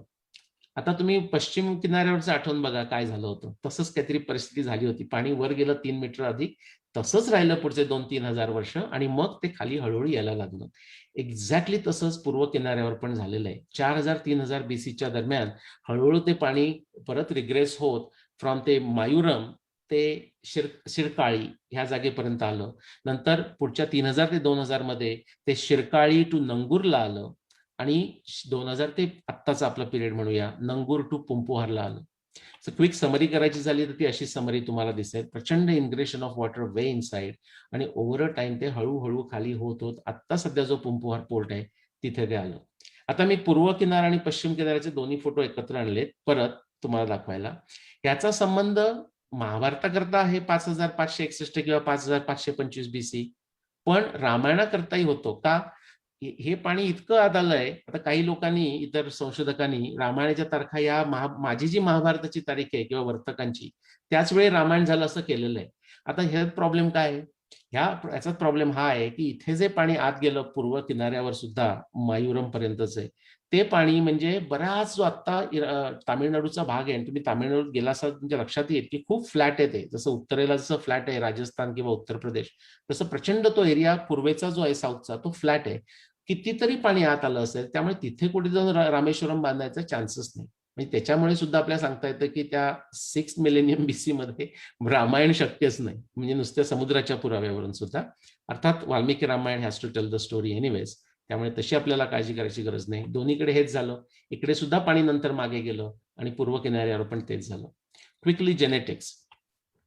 जेनेटिक्स म्हणजे आता आपल्याला महाभारताच्या काळात काय झालं बघा, 18 अक्षणी सैन्य होतं. त्याचं जर आपण एस्टिमेट केलं महाभारताचाच फॉर्म्युला बघून, आणि तुम्ही बघू शकता सगळं चेक करू शकता, तर ते एक साधारण 4 मिलियन लोक येतात आणि त्यातली significant people died during the war. आता काही उरली. आता त्यावेळेस नक्की पृथ्वीचं पॉप्युलेशन काय होतं आपल्याला माहिती नाही. त्याच्यावर बरेच असे एस्टिमेट्स आहेत, तुम्ही अगेन गुगलमध्ये बघू शकता. पण ते पॉप्युलेशन 5 ते 20 मिलियन मध्ये असावं. आणि लक्षात घ्या 5 ते 20 million may be total population, this is only estimate. पण ते 4 मिलियन जे पॉप्युलेशन आहे हे एक्सक्लुझिव्हली पुरुष होते, पुरुष युद्ध करत होते. आणि ह्यात आश्चर्य वाटायचं काही कारण नाही. तुम्ही जर व्हिएटनामचा जर रेकॉर्ड काढून बघितलं अमेरिकन डेथ तर 18,000 to 1, 18,000:1 असा रेशिओ येतो मेन टू फिमेल कारण बरेच त्या काळात तरी पुरुषच जास्त फाईट करत होते युद्धामध्ये.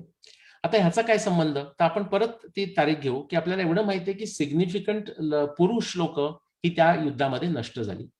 आता प्रश्न आपण असा उलटा विचारतोय, अगेन ते सायंटिफिक फ्रेमवर्क वापरून, की त्याचा काही पॉप्युलेशनवर परिणाम झाला असेल का, आणि जर परिणाम झाला असेल तर काही पुरावा राहिलाय का. आता रिमेंबर ऍज अ रिसर्चर आणि आपण इतिहास बघतोय तर we are beggars, beggars cannot be choosy. So तो पुरावा आपल्याला हवाय म्हणजे मिळेलच याची काही गॅरंटी नसते. पण इथे एक थोडस आपण म्हणतो ना दैवम चैवात्र पंचमम, 20% लक फॅक्टर असतो. तशाने 2015चा हा पेपर आहे, म्हणजे वर्तकांनी 1970 मध्ये म्हटलंय केव्हा झालंय, मी ते 2011 मध्ये दाखवलंय तेव्हाच झालंय म्हणून. आणि हा 2015चा मोनिका कार्मिन आणि या ग्रुपचा पेपर आहे जेनेटिक्सचा. क्विकली तुम्हाला सांगतो की त्याच्यात त्यांनी कशावर लिहिलंय की मेल फिमेल डिव्हर्सिटी इम्बॅलन्स कधीतरी पूर्वी आपल्या ह्युमॅनिटीमध्ये झाला, असं त्यांनी त्या पेपरमध्ये प्रतिपादन केलेलं आहे. क्विकली तुम्हाला बॅकग्राऊंड येण्याकरता की महाभारतामध्ये युद्ध करायला कुठून लोक आली होती, तर आत्ताचा जो भारत आपल्याला माहिती आहे तिथून आलीच होती.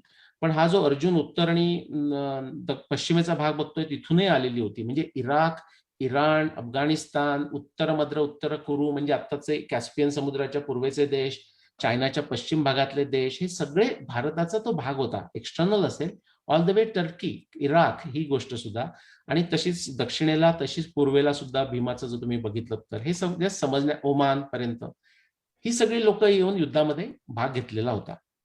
आता हा जेनेटिक्स डेटा जर तुम्हाला मी दाखवतोय त्यातला हा जो मधला भाग म्हणजे भारत, त्याला त्या जेनेटिक्स पेपरमध्ये त्यांनी साऊथ एशिया म्हटलंय. चुकीचं नाव आहे पण लक्षात ठेवा म्हणजे कन्फ्युज होणार नाही. साऊथ एशिया म्हणजे आत्ताचा आपला भारत धरूया. नंतर जो हा जो म्हणजे अरब देश आपण म्हणतो तो नियर ईस्ट त्यांनी म्हटलेला आहे. नंतर इकडला पुढचा जो उजव्या बाजूला भाग आहे त्याला साऊथ ईस्ट एशिया म्हटलेला आहे, आणि हा सेंट्रल एशिया म्हटलंय, आणि मग तो येलो मध्ये जो दिसतोय तो युरोप वगैरे. तर हे जे पहिले 3 प्लस सेंट्रल एशिया म्हणजेच उत्तर मद्र, उत्तर कुरू या लोकांनी सगळ्यांनी भारताच्या ह्याच्यात भाग घेतलेला होता. आपण त्याचा काय इफेक्ट होतो बघूया. आता तो पटकन इफेक्ट घेऊन जाण्यापूर्वी तुम्हाला एक मी मेटाफोर सांगतो, कारण तो त्यामुळे जेनेटिक्स मधली जी कॉम्प्लेक्सिटी आहे ती थोडीशी दूर जाईल. आता आपण समजा एखाद्या ठिकाणी भूकंप झाला असं जर आपण ऐकलं तर आपल्याला लगेच एक 2-3 प्रश्न मनामध्ये येतात. आता हा जर इंटरॅक्टिव्ह सेशन असतं तर मी तुम्हाला ते प्रश्न विचारले असते, पण त्याची मीच उत्तर देतो. लगेच भूकंप झाला की आपण काय प्रश्न विचारतो, अरे कुठे झाला, राईट. म्हणजे आपल्याला ते आपण सेफ आहो ना, किंवा कोण कुठे, म्हणजे गावाचं नाव कळू दे, आपले कोणी तिथे नातेवाईक आहेत का, फ्रेंड्स आहेत का, अशा दृष्टीने आपण सुद्धा विचारतो. तर वेअर म्हणजे त्याचं एपी सेंटर कुठे होतं. दुसरा नक्की प्रश्न आपण विचारतो की केव्हा झाला, हा एक मुद्दा असतो, राईट, म्हणजे न्यूज कळते आपल्याला. आणि तिसरा काय इंटेन्सिटी काय होती, म्हणजे रिक्टर स्केल काय होतं, असे आपण नॅचरली 3 प्रश्न विचारतो. विचार करून बघा. भूकंपाचं तुम्ही ऐकलं तर केव्हा झाला, किंवा कुठे झाला, केव्हा झाला, आणि काय किती इंटेन्स होता, असे आपण प्रश्न विचारतो. आता हा मेटाफोरच आहे तो अर्थक्वेकचा मेटाफोर. आता हा जेनेटिक मेटाफोर घ्या. म्हणजे महाभारत युद्धामध्ये एक्सक्लुझिव्हली 4 मिलियनच्या आसपास पुरुष लोक हे गेलेले आहेत, आणि कोणत्या भागातून ते आले मी हे तुम्हाला सांगितलेलं आहे. आणि एक मी तुम्हाला एस्टिमेट दिलंय की साधारण त्यावेळेचं पॉप्युलेशन किती होतं, 5 to 20 मिलियन. आता ते जर 20 मिलियन जरी पकडलं तरी हाफ त्यातल्या स्त्रिया, तर 10 मिलियन आपण म्हणतोय. आणि ते त्यातलं ह्या भागामध्ये किती आपल्याला माहिती नाही, कारण जगात अनेक आणखी गोष्टी आहेत. आणि त्याच्यामधलं 4 million is a very significant number. Okay, म्हणजे assuming these numbers are correct, both for Akshayani and also the estimated. But look what happened. तो मोनिका कार्मिनचा जो पेपर आहे त्यातलं पहिलं जे रिक्टर स्केल जसं आपण म्हणतो अर्थक्वेकच्या बाबतीमध्ये, तसं इथे जे फिमेल डिव्हर्सिटी म्हणजे जेनेटिक, हे पॉप्युलेशन नुसतं आपण म्हणत नाहीये, जेनेटिक फिमेल डिव्हर्सिटी ज्याच्यामध्ये मायटोकॉन्ड्रियल डीएनए आपण म्हणतो ते करून मेजर करता येतं, किंवा मेल डिव्हर्सिटी हे वाय क्रोमोसोम्स वरून मेजर करता येतं. तर फिमेल डिव्हर्सिटीचं जेनेटिक डिव्हर्सिटी आणि मेल डिव्हर्सिटीचा जर रेशो घेतला त्यावेळेचा, तर तो रेशो अचानक एवढा टिप ऑफ झाला, म्हणजे 16:1 चा इम्बॅलन्स आहे. म्हणजे फिमेल जेनेटिक डिव्हर्सिटी 16 पट आहे टू सडनली मेन पट, अशी एक परिस्थिती निर्माण झाली. आणि ती केव्हा निर्माण झाली? तो जो हायेस्ट पीक तुम्हाला दिसतोय ना, तो पीक, त्याचा टायमिंग नोट करा खाली किती आहे. 7,500 वर्षापूर्वीच आहे. म्हणजे रिक्टर स्केल काय होतं हे आपल्याला कळलं, 16. यातलं स्केल जे होतं जेनेटिक ते 16. आता आपण त्याचा पुढचा प्रश्न विचारूया की त्याचं एपी सेंटर कुठे होतं. ओके, हे त्यांच्याच पेपरमधले ग्राफ्स आहेत. एपी सेंटर त्यांनी 12,000 BC, म्हणजे साधारण आपला जो रामायणाचा समय, त्यांना रामायण वगैरे काही माहित नाही, या पेपर लिहिणाऱ्यांना कुणालाही रामायण महाभारत काही माहिती नाही. त्यांनी ते कंट्रोल करता तो 0 आहे, म्हणजे ऍव्हरेज किंवा रेफरन्स पॉईंट म्हणून तो 0 समजलाय. 12,000च्या इथे सगळे एकत्र येतात बघा. तिथून काय डिव्हिएशन त्यांना दिसते ते जेव्हा बघताय ते तुमच्या लक्षात येईल. ही जी डार्क फॉरेस्ट ग्रीन लाईन आहे ना, ती भारताची लाईन आहे. त्याच्यात तुम्हाला काय वैशिष्ट्य दिसतंय की this is the first one to take a dive. Okay, now remember these are models. Okay, त्यामुळे अशी स्मूथ लाईन जाते, ती स्मूथ लाईन आहे असं समजू नका. एक डेटा पॉईंट समजा इथे असेल आणि दुसरा डेटा पॉईंट इथे असेल, तर मध्ये ते दोन डेटा पॉईंट कसे कनेक्ट करायचे त्याच्यात तुम्हाला मॅथमॅटिक्स करणाऱ्यांना माहित असेल. एक तुम्ही स्ट्रेट लाईन न करू शकता, असा कॉन्केव्ह कर्व करू शकता, कॉन्व्हेक्स करू शकता. त्यामुळे थोडा तो स्मूथिंग ऑफ द कर्व आहे. पण पहिला सगळ्यात इफेक्ट जो कुणाला झाला असेल तर तो भारतावर दिसतोय ह्या ज्या जेनेटिक इम्बॅलन्सचा. दुसरं, relatively speaking, the deepest to go is again that dark forest line. I mean, ठीक आहे, तुम्ही ते पुढचं बघाल nearest little bit, पण in terms of the volume and intensity. नंतर हा महाभारताचा समय तुम्हाला त्याच्याकरता सांगतोय. नंतर दी इफेक्ट जो तो होता ना, तो लॉंगेस्ट लास्ट कुठे झाला, तर परत ती डार्क ग्रीन लाईन. आणि precisely for that reason of course the last one to recover, म्हणजे परत coming back to like a male female diversity ratio to be almost equal, जो काय असेल तो Bharat is the last place to recover from it. And it took a long time. We are talking of 2000 years ago from our times. Okay, in comparison तुम्ही आता near east बघितला तो जो कर, तर त्याला इफेक्ट झाला त्यानंतरचा, म्हणजे पुढचा अरब देश म्हणूया आपण, इराण, इराक, जे भारतच होते वैद्य. त्याच्यानंतर जर गेला तर साऊथ ईस्ट एशिया, म्हणजे आताचे म्यानमार, थायलंड, इंडोनेशिया, मलेशिया असे. आणि त्यानंतर जर गेलात तर युरोप, तुम्हाला तर युरोप दिसतोय, आणि सेंट्रल एशिया. आता ह्याचं तुम्हाला सरप्राईज होऊ शकेल, सेंट्रल एशिया सुद्धा तुम्ही म्हणाल ठीक आहे, पण युरोपवर काय झालंय, युरोपवर जो इफेक्ट झालाय तो 7,500 किंवा आधी झाला नाहीये, तो खूप उशिरा झालाय. तशीच परिस्थिती सेंट्रल एशिया, म्हणजे तो असा जो काय डार्क ब्लू ग्रीन काय जो कलर आहे, ग्रीन कलर आहे, त्याच्यामध्ये असं झालेलं आहे, आणि परत ते रिकवर झाले. म्हणून मी तुम्हाला एक आणखी लाईन टाकतोय, ती येलो लाईन टाकतोय, ते सांगतोय की त्यावेळी ते युरोप पण परत आला आणि सेंट्रल एशिया पण परत आला. पण परत का आला, आता हा प्रश्न तुम्हाला पडू शकतो. हा प्रश्न मला पडला, आणि त्याचं उत्तर इतकं सोपं आहे, आणि त्याचा पुरावा आहे. मी नुसतं आपल्याला एक लॉजिकली तर्काला पटलं म्हणून नाही. तर आधी सुद्धा भारतातून अनेक वेळा लोक बाहेर जात होते, out of India migration, before Ramayana, after Ramayana, before Mahabharata. पण आफ्टर महाभारत सुद्धा झालेल्याचा पुरावा आपल्याकडे आहे. उदाहरण म्हणजे हा जो पेपर आहे, हा अगेन जेनेटिक्स पेपर आहे, पण तो ह्युमन बिंगचं जेनेटिक्स नाही आहे, हे गायींचं जेनेटिक्स आहे. आता तुम्हाला जर माहित असेल तर ही आपली झेबू गाय किंवा झेबू कॅटल म्हणूया आपण, गाई आणि बैल, हे भारतीय आहेत ह्याच्यामध्ये. आणि जर तुम्हाला दुसरं आता माहित असेल तर टॉरस, म्हणजे त्यांचं ते आपण काय म्हणतो मागचं फोंड, किंवा मी आता नाव विसरलो काय म्हणतो आपण मराठीत त्याला, तर ते फ्लॅट असतं टॉरसमध्ये, आणि आपल्या झेबूमध्ये ते चांगलं असं वळणदार असतं. तर ही झेबू काऊज बाहेर जे गेल्या इथपर्यंत, म्हणजे युरोप पर्यंत, टर्की आणि त्याच्या पुढे युरोप पर्यंत, ही जी मायग्रेशन्स आहेत, ही मायग्रेशन्स जेनेटिक्स डेटावरून 5,500 BC, म्हणजे महाभारत झाल्यानंतरची ती 1600 BC, म्हणजे 4,000 वर्षापर्यंत ही मायग्रेशन तुम्हाला दिसतात. हे जर तुम्ही डेटा पॉईंट घेऊन परत मागे गेलात, मी आता जात नाही, तर तुम्हाला युरोपमध्ये ते का गेले, किंवा युरोपमध्ये का फरक झाला, आणि सेंट्रल एशियामध्ये का झाला हे कळेल. आता तुम्ही म्हणाल हे गायी गेल्या त्याचं ह्युमन बिंगशी काय करताय, तर गायी काही इतके लांब नुसती आपण चरत जात नाही, ते ऍक्च्युअली ती मायग्रेशन विथ द काऊज, म्हणजे आर्यन इन्व्हेजनचा जो नॉनसेन्स आहे ना, त्याच्यामध्ये थोडंसं तथ्य आहे. फक्त करायला काय पाहिजे, त्याची डिरेक्शन बदलायला पाहिजे. ओके, आणि वेळ पण बदलायला पाहिजे. 1500 BC नाही, खूप आधी हजारो वर्ष जावं लागेल. तर भारतातून ही सगळी बाहेर गेलेली मायग्रेशन्स आहे. इव्हन टॉरस जी गाय आपण समजली जातो, त्याचा सुद्धा ओरिजिन हा झेबू आहे, पण हा एक वेगळा विषय होईल. साधा जो आपला गणपतीचं वाहन असलेला जो उंदीर आहे ना, तो सुद्धा आपण जगभर एक्सपोर्ट केलेला आहे. आता हा बॉर्न हमीचा 2007चा पेपर आहे. तिथे बऱ्याच व्हरायटी आहेत डोमेस्टिक माऊसच्या, आणि डोमेस्टिक माऊसचा संबंध ऍग्रिकल्चरशी असतो, कारण जिथे घरं बांधून लोक राहतात तिथे ते डोमेस्टिक माऊस, त्याच्यातच ती व्हरायटी निर्माण झाल्या. आणि ह्या ज्या व्हरायटी आहेत 3-4 मुख्य व्हरायटीज आहेत आणि त्या सगळ्या भारतातून, हा बॉर्न हमीचा 2007चा पेपर आहे, भारतातून ते जगभर गेलेले आहेत. त्याचे वेगवेगळे पिरियड एस्टिमेट लोकांनी केले आहेत. 35,000 वर्षापूर्वी, 25,000 वर्षापूर्वी, 15,000 वर्षापूर्वी, 10,000, 8,000, 5,000 वर्षापूर्वी, असे अनेक आहेत. आता आपण परत महाभारताकडे येऊया आणि मी 5-6 मिनिटांमध्ये होपफुली आय विल कव्हर दिस. भीष्म निर्वाणामध्ये आता 5,561 मानत होतो, पण मी जेव्हा अभ्यास करायला लागलो तेव्हा मला लक्षात आलं की भीष्म निर्वाणाचा जो महाभारतातला जो पुरावा आहे तो वर्तकांनी काढलेल्या भीष्म निर्वाणाशी जमत नाही. वर्तकांनी 22 डिसेंबर असं म्हटलं होतं, ते अजिबात चुकीचं ठरतं. मग कुठची डेट येते? डेट काढणं फार सोपं होतं माझ्याकरता, कारण विंटर सोल्स्टिसचा दिवस तो त्या वर्षामध्ये 31 जानेवारी 5,560 असा येतो. प्रॉब्लेम असा होता की हा जो मी तुम्हाला प्रॉब्लेम सांगतोय ना, हा 400 वर्ष जुना प्रॉब्लेम आहे. म्हणजे आपले पंतप्रधान मोदी काही म्हणताना फ्रस्ट्रेट झाल्यावर म्हणतात ना की क्या 60 साल का हिसाब किताब है, असं जसं म्हणतात तसं मी म्हणेन हा महाभारतातला जो खेळखंडोबा झालेला आहे हा 400 वर्षाचा खेळखंडोबा आहे. तिथे जो तो एक वर्ष त्यांना मिळाली, ज्याला पहिल्यांदा मिळाली, त्याचं नाव पण आपल्याला माहिती आहे, ते सुद्धा मराठी बांधव आहेत. अष्टपंचाशतम रात्र्यम शयनस्याद्य मे गता शरेषु निशिताग्रेषु यथा वर्ष शतम तथा. बरेच वेळा काय होतं, आपल्याला समजा पहिल्यांदाच आपण एखादी गोष्ट दिसते आणि तीच आपण जर खरी मानली तर ते काही वेळा आपण लकी असू शकतो, पण अनेक वेळा त्याचा प्रॉब्लेम होऊ शकतो. तसा हा प्रॉब्लेम झालेला आहे. ते कोण होते गृहस्थ? त्यांचं नाव निळकंठ चतुर्धर. हे मराठी ब्राह्मण होते, पैठणला राहणारे.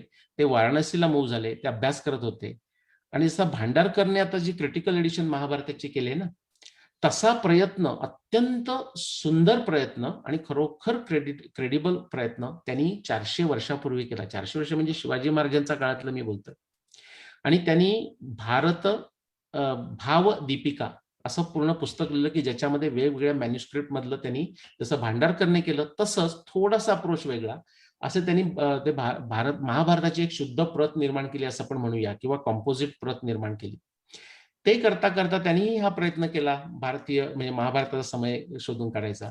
त्याच्यात ते हॅपन्स्टन्स डेटा असं तुम्हाला लक्षात असेल की just you happen to run into that data, किंवा तोच एक उपलब्ध आहे. ते पहिल्यांदा त्यांच्या दृष्टीस असं आपल्याला आता जाणवतं की ही वर्ष पडली की त्याच्यात असं म्हटलेलं आहे, भीष्म म्हणतायत भीष्म निर्वाणाच्या दिवशी की मी 58 रात्री किंवा 58 दिवस मी या शरशयीवर पडलोय, मागचे 58 दिवस मी पडलोय आणि ही मला वर्ष 100 वर्षासारखी वाटली. त्याचा निळकंठ चतुर्धरने असा अर्थ घेतला की भीष्म जे टोटल समयच ते 58 रात्री त्या शरशयीवर होते आणि तिथून सगळं डाऊनहिल झालं. इतकं डाऊनहिल की आत्ताचे, म्हणजे आता मी तुमच्या समोर जो बोलणारा एक माणूस सोडला आणि आणखी 2-3 लोकांना आता ते कळल्यामुळे तेही मान्य करतात आणि त्यांची स्वतःची डेट आहे असं नाही, पण महाभारताचा ते अभ्यास करतात. तर उरलेले सगळे आत्ताचे जिवंत महाभारत रिसर्चर्स आणि जे पूर्वीचे गेलेले, इन्क्लुडिंग वर्तक, डॉक्टर वर्तक, हे सगळे त्या 58 रात्रीमध्ये इतके स्ट्रक झाले की त्यातून ते बाहेर पडूच शकले नाही. ओके, आता याचं खरं कारण काय? त्या हॅपन्स्टन्स डेटाचं तुम्हाला कसं होतं, ज्यांना माहित असेल त्यांना काही सांगायची गरज नाही. पण समजा आपण हा असा एक डेटा आपल्याला मिळाला आणि तो आपण प्लॉट केला, तर आता वाय वर्सेस एक्स केलं तर लोक काय सांगतील, ज्यांना सिंपल रिग्रेशन कळतं ते म्हणतील की हा स्कॅटर वाटतो बाबा, काही त्याच्यामध्ये रिलेशन आहे असं वाटत नाही वाय आणि एक्स मध्ये. जर तुम्ही जास्त त्याच्याकडे स्टेअर करत बसलात तर कदाचित म्हणाल असं वाटतंय थोडंसं, नक्की नाही, पण जसा एक्स वाढत जातो तसा कदाचित वाय कमी होतो की काय असं तुम्हाला वाटेल. पण त्याच जे काय वाय आणि एक्स असते त्याच संदर्भामध्ये, जसं की इथे भीष्म निर्वाण, जर तुम्ही आणखी जर डेटा कलेक्ट केला तर कदाचित पिक्चर फार वेगळं दिसेल. समजा मी आणखी डेटा कलेक्ट केला, याला मधल्या डेटाला काहीच टच केलं नाही, आणखी डेटा ऍड केला, तर now suddenly I saw totally different pattern. As x goes up Y also increases. हे मी तुम्हाला एक मेटाफोर म्हणून सांगतोय. तशीच परिस्थिती भीष्म निर्वाणाच्या एव्हिडन्सची झाली. इनफॅक्ट मी माझ्या पहिल्या पुस्तकामध्ये मी हे सगळी गोष्ट 3 पानामध्ये कव्हर केली. एक माझा कॉन्फ्लिक्टिंग चॅप्टर म्हणून प्रत्येक पुस्तकात एक चॅप्टर असतो. पण माझ्या लक्षात आलं की कोणाच्या ते लक्षातच आलं नाही आणि उलटेच काहीतरी विचित्रच प्रश्न विचारायला लागले सगळे. म्हणून मग मी शेवटी 2018 मध्ये ते भीष्म निर्वाण लिहिलं पुस्तक. ते 16 मध्येच लिहून झालं होतं, शेवटी पब्लिश होईपर्यंत 2-3 वर्ष गेली.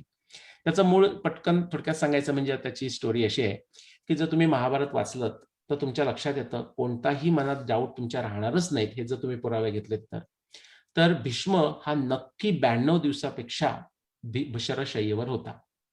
आणि ते 92 दिवस तुम्ही घेतल्यानंतर जर त्याची तुम्ही ऍस्ट्रॉनॉमीशी जर सांगड घातली, ऍस्ट्रॉनॉमीचे जे प्रिसिशन ऑफ इक्विनॉक्सेस आणि त्यामुळे काय काय होतात गोष्टी, त्यात मी जात नाही टेक्निकल डिटेलमध्ये, तर लगेच तुमच्या असं लक्षात येतं की महाभारत हे 7000 BCच्या नंतर आणि 5000 BCच्या आधी ह्या मधल्या 2000 वर्षाच्या काळातच होऊ शकतं, त्याच्यानंतर होऊ शकत नाही किंवा त्याच्या ते आधी होऊ शकत नाही. म्हणजे वर्तकांच्या तारखेला प्रॉब्लेम येत नाही, पण त्यांनी जी भीष्मनिर्वाणाचा जो दिवस काढलेला आहे तो चुकीचा निघतो, अशी ती परिस्थिती होते. प्लॅनेटरी एव्हिडन्स मी तुम्हाला हायलाइट म्हणून सांगतो की तिथे वर्तकांनी काय केलं, वर्तकांचं सगळ्यात आणखी कौतुकाचं हे असं आहे की त्यांनी सगळे रेफरन्सेस अत्यंत कठीण परिश्रम घेऊन ते जमा करत गेले आणि एखादा नवीन मिळाला तर त्यांनी टाकला नाही. मी तुम्हाला सांगतो त्याच्याऐवजी उरलेले जे 99% रिसर्चर्स आहेत ना, ते जर एखादा रेफरन्स त्यांना जर तो त्यांच्या तारखेला जमला नाही तर तो हळूच बाजूला ठेवतात आणि अशी प्रार्थना करतात की कोणाच्या लक्षात येऊ दे नको. आता ह्याला विज्ञानही म्हणत नाही, ह्याला तर्कशास्त्रही म्हणत नाही, पण अशी अत्यंत दुर्धर अशी परिस्थिती आहे महाभारत रिसर्च मधली. तर वर्तकांनी काय केलं, समजा तुम्ही पृथ्वीमध्ये घेतलीत, कारण पृथ्वीवरून केलेली निरीक्षण आहेत, तर त्याच्यामध्ये त्यांनी थोड्याशा सगळेच प्लॅनेटरी एव्हिडन्स घेतला, पण तो जेव्हा जमला नाही त्यांच्या दृष्टीनं, खरा तो जमत होता 5561 ला, पण ते हातानं कॅल्क्युलेशन करत होते, म्हणजे we have to give him a benefit of doubt. ते जमला नाही तेव्हा ते वेगळ्या प्रकारे त्यांनी जस्टिफाय केला की कदाचित गणेशाचं काहीतरी चूक झाली असेल, कदाचित व्यासानी कोड टाकलं असेल, कदाचित ऍस्ट्रॉलॉजिकली म्हणजे फलज्योतिषासारखा त्याचा अर्थ लावावा लागेल किंवा काहीतरी सायकोलॉजी अर्थ लावावा लागेल, असे त्यांनी अनेक वेगवेगळ्या थिअरीज वापरल्या. तसं विज्ञानामध्ये करून चालत नाही, पण त्यांनी जास्तीत जास्त शक्य असतो तो प्रयत्न केला. त्यांचा सगळ्यात माझ्याकरता झालेला फायदा म्हणजे असा की त्यांनी शनी, गुरु यांच्या काढलेल्या जागा 5561च्या आणि त्याच्यावर दिलेलं एक्सप्लेनेशन की ते म्हणाले की विशाखाच्या जवळ ते नाहीये, जरी वर्णन असं असलं संवत्सर स्थायीनंच ग्रहो प्रज्वलितो उभो विशाखयो समीपस्थो बृहस्पती शरश्चर. विशाखाच्या जवळ अशा करता म्हटलंय की एका बाजूला तो शनी आहे आणि दुसऱ्या बाजूला श्रवण आहे आणि आकाशात दिसताना ते दिसतंय आणि कोणतरी विशाखा म्हणून बघितलं. जसं आपण इथला एखादा माणूस गेला आणि त्याला चंदीगडला जायचंय आणि भोपाळला जायचंय, तर आपण काय सांगू, दिल्लीला फ्लाय कर, कारण चंदीगड आणि भोपाळ दिल्लीच्या जवळ आहे. तशा पद्धतीनं ते सांगितलेलं आहे. नंतर त्यांनी ग्रहणांचा ऑफकोर्स अभ्यास केला, पण ग्रहण is not a big deal. आणि त्यामुळे मी टेक्निकल जात नाही, पण ज्या 3 अशा कठीण गोष्टी होत्या की ज्याला पीडही असं म्हटलेलं आहे, म्हणजे चंद्र सूर्य पण रोहिणीला त्रास देत आहेत, रोहिणी म्हणजे नंबर 28, शनी पण ते 28ला त्रास देतोय आणि 17व्या दिवशी गुरु पण त्रास देतोय. हे जर आपल्याला दाखवायचं असेल ऍस्ट्रॉनॉमी पद्धतीनं, तर त्याच्यामध्ये हे जे वर्तकांनी जे मोठं योगदान केलं त्याचा महाभारताकरता फायदा झालेला आणि माझ्याकरता फायदा झाला. आता वेळ पुढे जातोय म्हणून मी आता शॉर्ट घेतोय. तर हा जो प्लॅनेटरी एव्हिडन्स आहे हा असं एक पझल सारखा आहे. आता ह्या 7चे जर आपल्याला 5 चौकोन करायचे, त्यातल्या 3 काड्या उचलायच्या आणि परत त्या अप्लाय करायच्या, तर हे तुम्ही खेळला असाल लहानपणी मॅच बॉक्स घेऊन, तर हे असं दिसेल आणि मग त्याच परत अप्लाय केल्यात तसे 5 होतात. हे अशा करता दाखवतोय की महाभारतातला पुरावा हा सुद्धा एक क्रॉसवर्ड पझल किंवा जिक्सॉ पझल असंच पझल आहे. आणि तो जो प्लॅनेटरी एव्हिडन्स आहे स्पेशली हा इतका सुपर रिच आहे. मी मुद्दाम आता वेळेअभावी फास्ट जातो याच्यामधून. या प्रत्येकच्या मागे मी तुम्हाला जे चित्र दाखवतोय ना त्याच्या मागे 1-2 श्लोक आहेत महाभारतामध्ये, असे 35+ फक्त प्लॅनेट्स म्हणजे ग्रह तारे, म्हणजे तारे नाही सॉरी ग्रह, आणि त्याच्यामध्ये सूर्यचंद्र पण भारतीय ॲस्ट्रॉनॉमीमध्ये आपण ग्रह समजतो.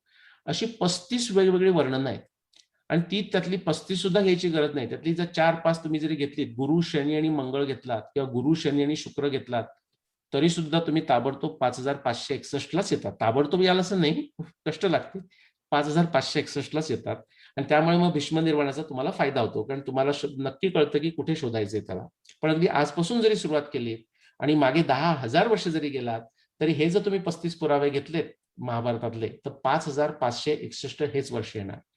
आता आतापर्यंत तुमच्या लक्षात आलं असेल की अजून मी आपला अरुंधतीला हात लावलेला नाहीये.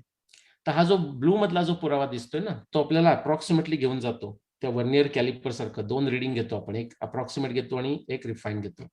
तो ब्लू जो एव्हिडन्स आहे तो फार महत्वाचा आहे. तो आपल्याला नक्की सांगतो, जो भीष्मनिर्वाण तुम्हाला सांगितलं की 7000 आणि 5000 BCच्या मध्येच शोधायला पाहिजे.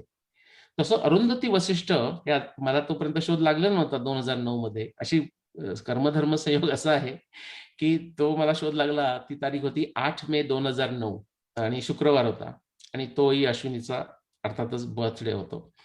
जर तुम्ही उत्तर ध्रुवाकडे बघितलात आणि जर तुम्ही स्लो एक्सपोजरमध्ये फोटो घेतलात, तर सगळे त्याच्याबरोबरचे तारे असे गोल गोल फिरताना तुम्हाला दिसतात. त्याच्यातच सप्तर्षी आहेत. त्यातला एक मुख्य तारा वसिष्ठ आहे, त्याच्या शेजारी छोटा असलेला तारा अरुंधती आहे.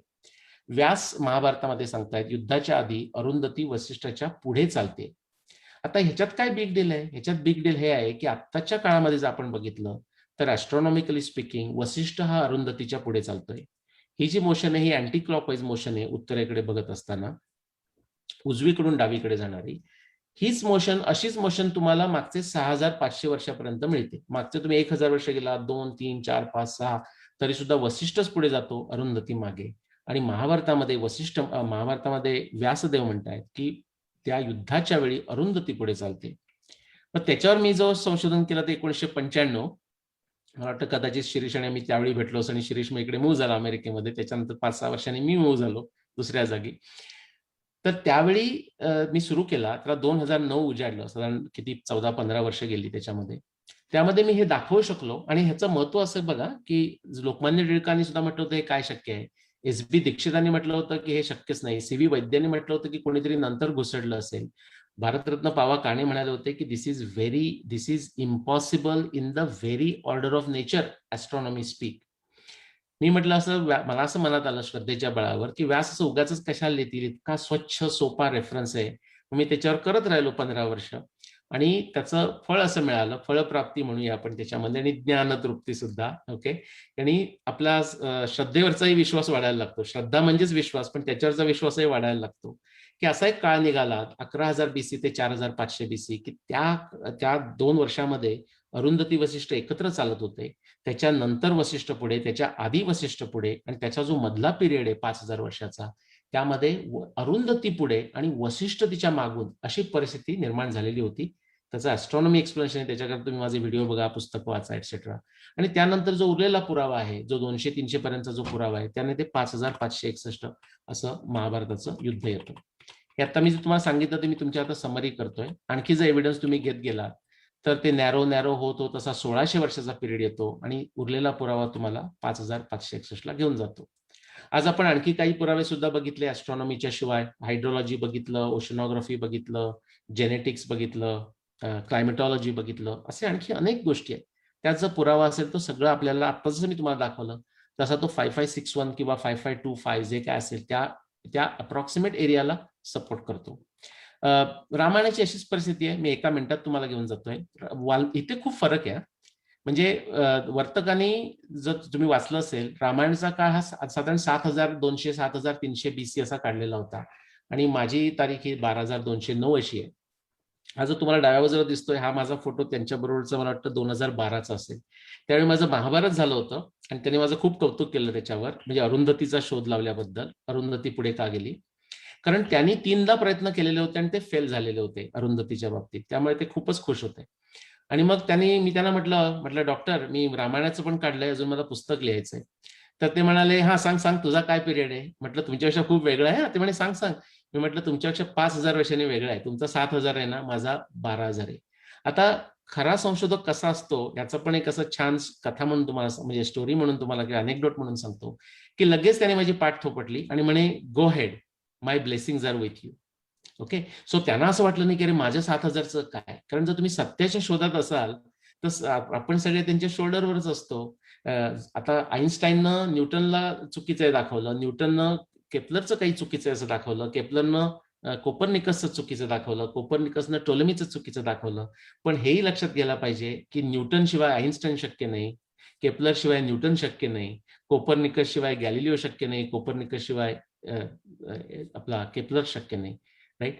तशी जशी परिस्थिती अशीच ती प्रगती विज्ञानामध्ये किंवा आपल्या अध्यात्मामध्ये होत जाते. आणि हा नंतरचा आहे, म्हणजे रामायण पब्लिश झाल्यानंतरचा. इनफॅक्ट ते जाण्यापूर्वीचा मला वाटतं 1 वर्षापूर्वीचा फोटो असेल. अश्विनी आणि मी त्यांना त्यांच्या घरी भेटलो होते. तसे आजारी होते त्यावेळी, पण त्यांनी कोणाला भेटत नव्हते ऍक्च्युली, पण आमच्याबरोबर 2-3 तास खूप छान घालवले. ती आमची शेवटची भेट ठरली त्यावेळीची. क्विकली हे रामायणाचं असंच आपल्याला जाता येतं. सिमिलरच मेथडॉलॉजी होते.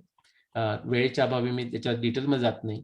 पण ऍस्ट्रॉनॉमीमध्ये जे 4 कार्डिनल पॉइंट्स आपण म्हणतो ना, वसंत संपात, शरद संपात, उत्तरायण बिंदू, दक्षिणायन बिंदू आणि ध्रुव तारे.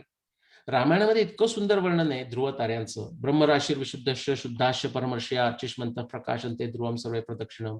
किंवा दक्षिणेचा जो पोलस्टार अगस्ती आहे तो खूप तुम्ही दक्षिणेच्या टोकापर्यंत जाईपर्यंत तुम्हाला दिसणार नाही, असं सुग्रीव त्यांना सांगतोय. याचं कारणच ते पोलस्टार झालेले होते आणि त्याचा काळ पण 12,000 BC असा येतो. आणि हे सगळे 4 जे कार्डिनल पॉइंट्स आहेत त्याला सुटेबल होणारे रेफरन्सेस वाल्मिकी रामायणात तुम्हाला मिळतात. आता जसं मी तुम्हाला दाखवलं तसंच वाल्मिकी रामायणाचं जर आपण जर केलं तर अशाच नद्यांची वर्णनं घेऊन त्याला रेस्ट्रिक्शन टाकता येतात. ॲस्ट्रॉनॉमी एव्हिडन्स घेऊन तुम्ही त्या सगळा एव्हिडन्स घेऊन तुम्ही 12,209 कडे पोहोचता. ही माझी पुस्तकं तुम्ही जर इंडियात असाल किंवा तुमचे मित्र लोक इंडियात असतील तर सुबू पब्लिकेशन कडनं होतात, त्यामुळे त्यांना ती साधारण किती आता बघा 1,000 रुपयाला 4 पुस्तकं होऊन जातात तिथे.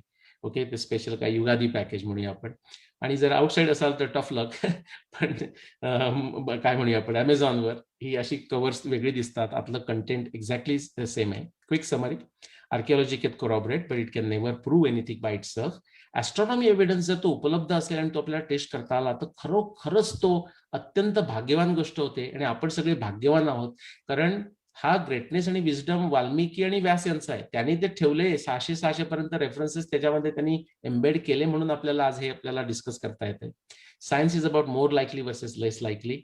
कोरॉबोरेशन, falsification is the right language. Prove disprove is out. श्रद्धा पाहिजे, संशय पाहिजे, जिज्ञासा पाहिजे, विज्ञान बुद्धी पाहिजे, तर्कशास्त्र पाहिजे. महाभारत रामायण हे आपले नक्की इतिहास आहेत, ते इन्स्पायरिंग आहेत, ऑब्जेक्टिव्ह आहेत. हे फक्त मी तुम्हाला डेटिंगचं सांगितलं, पण कल्चर, सायन्स, टेक्नॉलॉजी, कितीतरी नीतिशास्त्र, कितीतरी त्यात तुम्हाला मिळेल. We must own it. त्याच्याकरता आपल्याला स्वाध्याय आणि तपस्या करायला पाहिजे. And let's do that. Okay, so that's it. मी थांबवतो. My apologies if I have gone over time. नाही, व्यवस्थित आहे.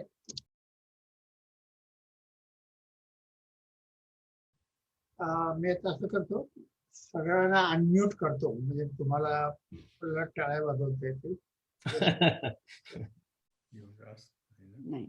तर आता प्रश्न कुणाला असतील तर तुम्ही स्वतःला अनम्यूट करून तुम्ही प्रश्न विचारू शकता. So the floor is open for everybody. I got one question. कौसंबीचा राजा उदयन होता, तो म्हणतो महाभारत माझ्या पूर्वी 25 पिढ्या झालं, त्याच्याशी काय संबंध येतो का डेटशी? आणि उदयन हा राजा गौतम बुद्धाच्या काळातला आहे. त्यांचाच आहे. नमस्कार, सॉरी मी म्यूटवर गेलो. त्याचा प्रश्न ऐकला मी, धन्यवाद. त्याचं चांगला प्रश्न आहे. त्याचं उत्तर असं, म्हणजे माझ्याकडे स्लाइड्स भरपूर आहेत, फक्त प्रश्न असा आहे की वेळेचा नेहमी प्रॉब्लेम असतो. जर तुम्ही जिनिओलॉजी एव्हिडन्स घेतला, 3 प्रकारचे आपण एव्हिडन्स घेऊ इथे. जिनिओलॉजी, नंतर क्रोनॉलॉजी आणि ग्रीक लोकांची रेकॉर्ड्स. तर आता त्यातला जिनिओलॉजी म्हणजे कसं की समजा तुम्ही हरिवंशामध्ये गेलात किंवा भागवत पुराणात गेलात तर समजा आता कुठचे घेऊया आपण, तर राम ते बृहद्बल, म्हणजे बृहद्बल हा महाभारतातला रामाच्या वंशातला राजा होता आणि राम हा रामायणातला. तर त्यांच्यामध्ये एक तुम्हाला एका ग्रंथामध्ये 28 लोक मिळतात, 28 राजे मिळतात. दुसऱ्या ह्याच्यामध्ये आणखी 35 मिळतात. आणि त्यातले काही ओव्हरलॅपिंग असतात, पण काही सेपरेट असतात आणि काही दोन्ही लिस्टमध्ये नसतात. याचाच अर्थ असा की कोणतीही जिनिओलॉजीची लिस्ट कंप्लीट नाही. हा पहिला प्रॉब्लेम. म्हणजे सर तो आता उदयन म्हणतोय की माझ्या आधी 25 राजे होऊन गेले, पण ते 25 कोणते, सगळेच ते 25 होते का? त्याचा आपला जर तुम्ही पूर्ण पुराणातला जर एव्हिडन्स घेतलात, रामायण, महाभारत आणि हरिवंशातला एव्हिडन्स घेतलात, तर प्रत्येक वेळी आपल्याला लक्षात येतं की फक्त प्रॉमिनंट किंग्स लिहिलेले आहेत. इनफॅक्ट असाच वर्ड येतो प्राधान्यनेह, म्हणजे फक्त जे प्रॉमिनंट किंग्स आहेत त्यांची नावं दिलेली आहेत. आणि जर 2 एकत्र करत गेलात तर मग तुमची ती लिस्ट वाढत जाते. म्हणजे 2 जर लिस्ट 2 पुराणातल्या घेतल्या, त्यामुळे आपल्याला एक रिलेटिव्ह क्रोनॉलॉजी करता त्याचा फायदा होऊ शकतो. म्हणजे आपल्याला असं म्हणता येईल की उदयनाच्या आधी नक्की महाभारत झालं. जसं रामापासून बृहद्बल हा 28वा राजा असा येतो, किंवा 28वा किंवा 37वा, आणि बृहद्बल हा महाभारत युद्धामध्ये लढला. बृहद्बल हा कौशलाचा होता आणि दीर्घयज्ञ हा अयोध्येचा राजा, तोही दोघेही कौरवांच्या बाजूने लढलेले आहेत आणि ते मारले गेले. तर रिलेटिव्ह क्रोनॉलॉजीला फायदा होतो, बाकी होत नाही. आता क्विकली एक दुसरं सांगतो. क्रोनॉलॉजी डेटा आपल्याला पुराणात मिळतो, म्हणजे विष्णू पुराण किंवा भागवत पुराण, मत्स्य पुराण, स्कंद पुराण, ह्याच्यामध्ये असे तुम्हाला रेफरन्स मिळतात की महापद्मनंद आणि परीक्षित यांच्यामध्ये इतकी वर्ष गेली. आता ते जे नंबर्स आहेत ना, ते वेगवेगळे नंबर्स आहेत. उदाहरणार्थ तुम्हाला थोडक्यात सांगायचं म्हणजे 1050 पासून ते 3310, म्हणजे 1050 वर्ष ते 3310 एवढा पिरियड महापद्मनंद आणि परीक्षित यांच्यामध्ये गेला असं वेगवेगळ्या पुराणात मिळतं. हो. आता तुम्ही जर 1050 घेतलं तर वेगळा नंबर मिळेल, 3310 घेतला तर वेगळा नंबर मिळेल. बरं, दुसरा प्रॉब्लेम पुढे असा आहे की महापद्मनंदाचा वेळ कुठचा नक्की, तो सुद्धा लोकांची सगळी एस्टिमेट्स आणि गेस्टिमेट्स आहेत. तो नंबर 300 BC पासून ते 2300 BC पर्यंत जातो. महापद्मनंदाचा जो लोकांनी काढलेला काळ आहे, गेस्टिमेट, तर ते नंबर जर तुम्ही समजा त्यातला 2300 BC घेतलात आणि स्कंद पुराणातला 3310 घेतला तर तुम्हाला तो 5500 BC घेऊन जातो. म्हणजे इन प्रिन्सिपल घेऊन जाऊ शकतो, पण तो ढोबळ पुरावा होतो. तो रिलेटिव्ह क्रोनॉलॉजी करता उपयुक्त आहे, ऍब्सोल्यूट क्रोनॉलॉजी करता त्याचा उपयोग होत नाही. धन्यवाद. निलेश, मला एक प्रश्न आहे की मला आठवतंय महाभारतामध्ये युद्ध झालं त्याच्यामध्ये कृष्णाकडे काहीतरी 18 अक्षौहिणी सैन्य होतं. म्हणजे किती सैन्य होतं ते? एक अक्षौहिणी म्हणजे 8 मेजरमध्ये किती? ओके, महाभारत नाही तुम्ही कृष्णाकडे म्हणताय का पूर्ण महाभारत युद्धामध्ये म्हणताय? कारण 18 अक्षौहिणी एक हा रेफरन्स कुठलं तरी वाचलेला मला. महाभारत, पूर्ण महाभारतामध्ये 18 अक्षौहिणी, त्यातलं 11 अक्षौहिणी कौरवांच्या बाजूनं आणि 7 अक्षौहिणी हे पांडवांच्या बाजूनं. आता तुम्ही विकिपीडियात गेलात तरी ते कोणी काय काय आणलं ते नंबर देतात. इव्हन कृष्णानं सुद्धा म्हटलेलं की माझ्याकडे एक अक्षौहिणी आहे, ते तुला पाहिजे का मी पाहिजे, असं त्याने ते डिवाइड केलं होतं वगैरे. त्यातलाच मी तुम्हाला आता जेनेटिक्सचा एव्हिडन्स सांगताना जो मी नंबर सांगितला, महाभारतामध्ये 2 प्रकारचे नंबर येतात, पण एका प्रकारच्या नंबरामुळे इतके घोडे, इतके हत्ती आणि त्याच्यावरचे इतके सोल्जर असं करून जो नंबर येतो तो 18 अक्षौहिणी इक्वल टू 4 मिलियन असा येतो. ओके, आणि एका ठिकाणी नंतर तो जसा फार मोठा काहीतरी विचित्र नंबर दिलेला आहे, 1 अब्ज किंवा असं काहीतरी म्हणून दिलेला आहे. तो नसावा, पण ज्यांना वाटत असेल त्यांनी त्याचं कॅल्क्युलेशन करून बघावं. पण जो नंबरच इतका प्रचंड आहे तो कदाचित त्या 00 मध्ये चूक झालेली असावी असं मला वाटतं. सो 18 अक्षौहिणी म्हणजे 4 मिलियन हा नंबर बऱ्याच लोकांनी ऍक्सेप्ट केलेला आहे. पण एवढे लोक युद्धामध्ये एका ठिकाणी जमलेले होते, जिथे म्हणजे कौरव पांडवांचं युद्ध जे झालं, एवढे 40 लाख लोक त्या ठिकाणी युद्ध क्षेत्रामध्ये जाऊन लढले. आता हे बघा, हे तर आपल्याला त्यांनी नॅरेशन मध्ये सांगितलेलंच आहे. म्हणजे ते कसे लढले हा आपण विचार करू शकतो की कसे लढले असतील, तो एक वेगळा विषय होऊन जाईल. पण आता तुम्ही जर कुरुक्षेत्रात गेला असाल तर आपल्याला, आणि जर तुम्ही वर्णन वाचली तर काही सगळे लोक सगळ्याच वेळी लढत नव्हते, ते मध्ये विश्रांती घ्यायला सुद्धा परत येत होते. आता आपल्याला हे नक्की माहित नाही सगळेच अगदी धुरळा उडवत लढत होते असं नाही. परंतु जर तुम्ही एरिया बघितला इव्हन कुरुक्षेत्राचा, तर म्हणजे वर्तकांनी त्याच्यावर कॅल्क्युलेशन्स केलेली आहेत. म्हणजे एका युद्धाला उभं राहायला किती जागा लागेल, दुसऱ्याशी लढायला किती जागा लागेल, आणि कुरुक्षेत्रात तेवढी आहे का, वर्तकांनी ही कॅल्क्युलेशन्स केलेली आहेत. आणि काही आश्चर्य न वाटण्यासारखं आहे, आपल्याला काय माहिती नाही की त्यावेळेची लोकसंख्या काय होती, आणि ती गुगलमध्ये तुम्ही गेलात तर त्याची एस्टिमेट तुम्हाला मिळतात 5 to 20 मिलियन. ते खरं का खोटं आपल्याला माहित नाही, इट्स अ गेस्टिमेट. म्हणजे टोटल जगाची लोकसंख्या, त्याच्यामध्ये मग आता जर 5 मिलियन कोणी घेतला तर ही 4 मिलियन कसं, असा ऑफकोर्सच प्रश्न येईल. सो असे हे राहणारच. पण कसं आहे माहितीये का, ते हिचन्स रेझर सारखं आहे. म्हणजे हे कुणाचं तरी युजफुल एस्टिमेट आहे. ज्या माणसाला ऑब्जेक्शन घ्यायचे, that person has to come with a better data to defeat this data. So 4 million वर्तकांच्या म्हणण्याप्रमाणे आणि अनेक लोकांच्या म्हणण्याप्रमाणे 40 लाख झाले. 4 मिलियन म्हणजे 40 लाख झाले, बरोबर ना?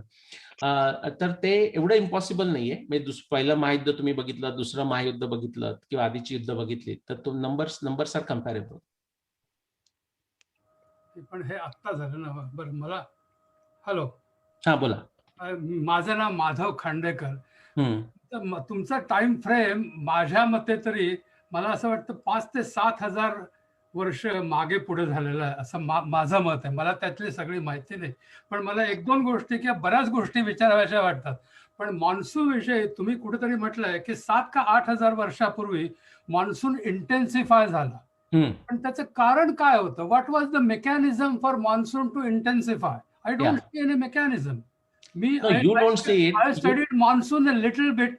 मी काय त्यातला एक्सपर्ट नाहीये, पण आपल्याकडे 200-2.25 वर्षाचा मान्सूनचा डेटा फार चांगला आहे. त्याच्यावरनं जर मागे एक्स्ट्रापोलेट केलं तर इंटेन्सिफिकेशनला कारण नाहीये 7,000 वर्षापूर्वी. त्यामुळे हा जो पुरावा आहे ते. आणि दुसरा एक म्हणजे परत मला नाही, एकावरच राहा तुम्ही खांडेकरजी, एकावरच राहा. म्हणजे मी त्यामुळे मान्सून तुम्ही दुसरा गेलात तर मी हा पुरावा विसरून जाईन. माझ्याकडे तुमच्याकडे तुम्ही 200 वर्षाचा पुरावा आहे, माझ्याकडे सॉरी मला ऐकू माझ्याकडे 50,000 वर्षाचा पुरावा आहे मान्सूनचा. पुरावा म्हणजे कसला पुरावा? तुम्ही नाव सांगा, मी सांगतो तुम्हाला. ओके, नाही पुरावा म्हणजे काय? व्हॉट काइंड ऑफ म्हणजे काय म्हणायचं तर काय ओशन बेड मधले सॅम्पल ते, किंवा carbon dating is one of the most important काय म्हणायचं तो मेकॅनिझम. हो ना, precisely date events happening in the last 10 to 20,000 years. Correct. तुम्ही आता कार्बन डेटिंग किती ठिकाणी झालेलं आहे? नाही, ते अशी मी तशी नावं नाही सांगू शकणार. त्याच्यावर तुम्हाला कमीत कमी 50 ते 100 पेपर वाचावे लागतील. कार्बन डेटिंगचे काही उदाहरण आहेत का? कार्बन सांगतो ना, तुम्ही प्रश्न संपवलात की मी सांगणार. काय तुमचा प्रश्न झाला की मी सांगणार. ओके. नाही, माझा हा प्रश्न आहे की माझ्या मते एक 5 ते 7,000 मागे पुढे होतं असं मला वाटतं. मान्सून माझ्या अंदाजाप्रमाणे it has been moving from west to east.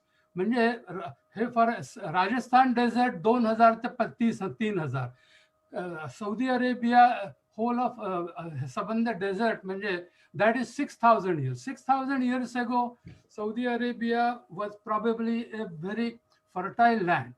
पण तसंच ते असं जर मान्सून जर ईस्ट वेस्ट त्याचं प्रोग्रेशन झालं तर त्याच्याप्रमाणे माझ्या अंदाजाप्रमाणे असं वाटतं की the time frame of about 4,000 is missing here. According to me, I'm not an expert in all this area, but I have studied the monsoon to some extent, and that is my question. Okay. So I have I cannot explain why monsoon intensified 8,000 years ago. Okay, नाही धन्यवाद. खूप चांगला प्रश्न विचारलात तुम्ही. आणि मी काही monsoon मी कसलाच expert नाहीये. So me master of all म्हणतो, पण master of soda jack of all म्हटलं मला तरी मला ते योग्य होईल माझ्याकरता. But you have provided lots of interesting topics. तो नाही, मी पण त्यांचा मान्सूनचा तुम्हाला एव्हिडन्स सांगतो की मुळात त्याच म्हणजे आता जो आपल्याकडे 2-3 गोष्टी आहेत की व्हाय, व्हॉट अँड हाऊ. म्हणजे व्हॉट इज इट ते मी तुम्हाला सांगतोय. तुम्ही मला विचारताय की त्याच्या मागचं व्हाय का, म्हणजे असं मान्सून का झालं असेल. That is not my expertise. In fact मी एक्सपर्टीजना विचारतो त्यांनाही ते कळतं असं नाही. इनफॅक्ट माझ्याकडे हा खूप खोलात जायचा विषय होईल की मला महाभारताच्या वेळी महाभारतातल्या पुराव्यावरून असं मला वाटतंय की त्यावेळी नॉट ओनली इंटेन्सिफिकेशन हा एक मुद्दा झाला, पण तो थोडासा शिफ्ट झाला होता का, म्हणजे केव्हा मान्सून सुरू होतो असा मला प्रश्न आहे महाभारतातल्या पुराव्यांमुळे. ते मी आता मागची 15-20 वर्ष लोकांना विचारतोय, म्हणजे काय म्हणूया वेदर एक्सपर्ट्स, मान्सून एक्सपर्ट्स यांना विचारतोय. त्यांना त्याचं उत्तर देता आलेलं नाही. म्हणजे त्यांची काही एक्सपर्टीज कमी असं नव्हे, आपल्याकडे पुरावा नाही. पण पुराव्याच्या बाबतीत जर बघायला गेलात तर आपल्याला असा पुरावा मिळतो. माझी को रिसर्चर मिसेस रूपा भाटीजी म्हणून आहेत, गुजरातमध्ये असतात त्यांचा तो आणखी अभ्यास आहे की साधारण 50,000 वर्षापूर्वी जर तुम्ही मागे गेलात तर आत्ता जसं आपल्याकडे एकदम असा रेग्युलर मान्सून आहे तसा मान्सून नव्हता. त्यानंतर सुद्धा जेव्हा कधी तो साधारण 35,000 45,000 वर्ष कधीतरी सुरू झाला तो सुद्धा स्टेबिलाइज झाला नव्हता. तो स्टेबिलाइज साधारण झाला तो 18,000 BCच्या दरम्यान झाला मान्सून, म्हणजे भारताकरता मी बोलतोय. आणि मान्सून म्हणजे काय म्हणूया आपण नैऋत्य म्हणजे साऊथ वेस्ट मान्सून म्हणतोय, कारण दुसराही आपल्याकडे पूर्वेचा एक येतो. हा, आणि तो साधारण इंटेन्सिफाय होत गेला बाय 12,000 म्हणजे रामायणाच्या काळात तो इंटेन्सिफाय झालेला होता. आधीच इंटेन्सिफिकेशन सांगतोय मी. त्या रामायणानंतर तो परत प्रचंड खाली गेला, especially through if you have heard the younger Dryas. 11,000 years ago. 11,700 to 9,866 was a very extremely cold period. Right. And there was probably very little or no monsoon. Correct. तो सांगतोय ते जे डिस्ट्रॉय झालं ते परत 7,000 BC म्हणजे 9,000 वर्षापूर्वी परत तो रिज्युमिनेट झाला. आता तो का झाला हे मला माहित नाही, म्हणून म्हटलं व्हाय, व्हॉट अँड हाऊ, पण त्यातलं मी व्हॉट हे तुम्हाला सांगतोय. आणि तो 7,000 BC ते 4,500 BC त्यातलं मी तुम्ही म्हणालात ना कार्बन डेटिंग, मी जे तुम्हाला एक मध्ये बोलताना मी काय त्यांचं नाव अनिंदो सरकार असा एक 2016चा पेपरचा उल्लेख केला आणि असं मी एक डायग्राम दाखवला की म्हटलं तो जो डेटा आहे तो समुद्रातला आहे, तो तिथे डेटा लेक मधला आहे आणि जमिनीवरचा पण डेटा आहे. असं 3 प्रकारचा मी डेटा दाखवला. त्या डेटामध्ये कार्बन आयसोटोप, ऑक्सिजन आयसोटोप असे एक 5-6 वेगवेगळ्या प्रकारचे फॅक्टर्स वापरलेले आहेत तो इंटेन्सिफिकेशन ऑफ मान्सून दाखवण्याकरता. ओके. धन्यवाद. खूपच इंटरेस्टिंग आहे आणि तुम्ही इंटरेस्ट घ्या त्याच्यामध्ये. I would like to communicate with you later on email. If you send me your email through Mr. Mulgund or some other contact, I would Sure. appreciate it. माझ्याकडे त्यांचा email me तुम्हाला पाठवेन. Can I तुम्हाला मगाशी ask one question? एक मिनिट, एक हात कोणीतरी फ्लॅग किंवा हात वर करा. That way we don't have Yes. To go through Can that. I ask one question? Okay.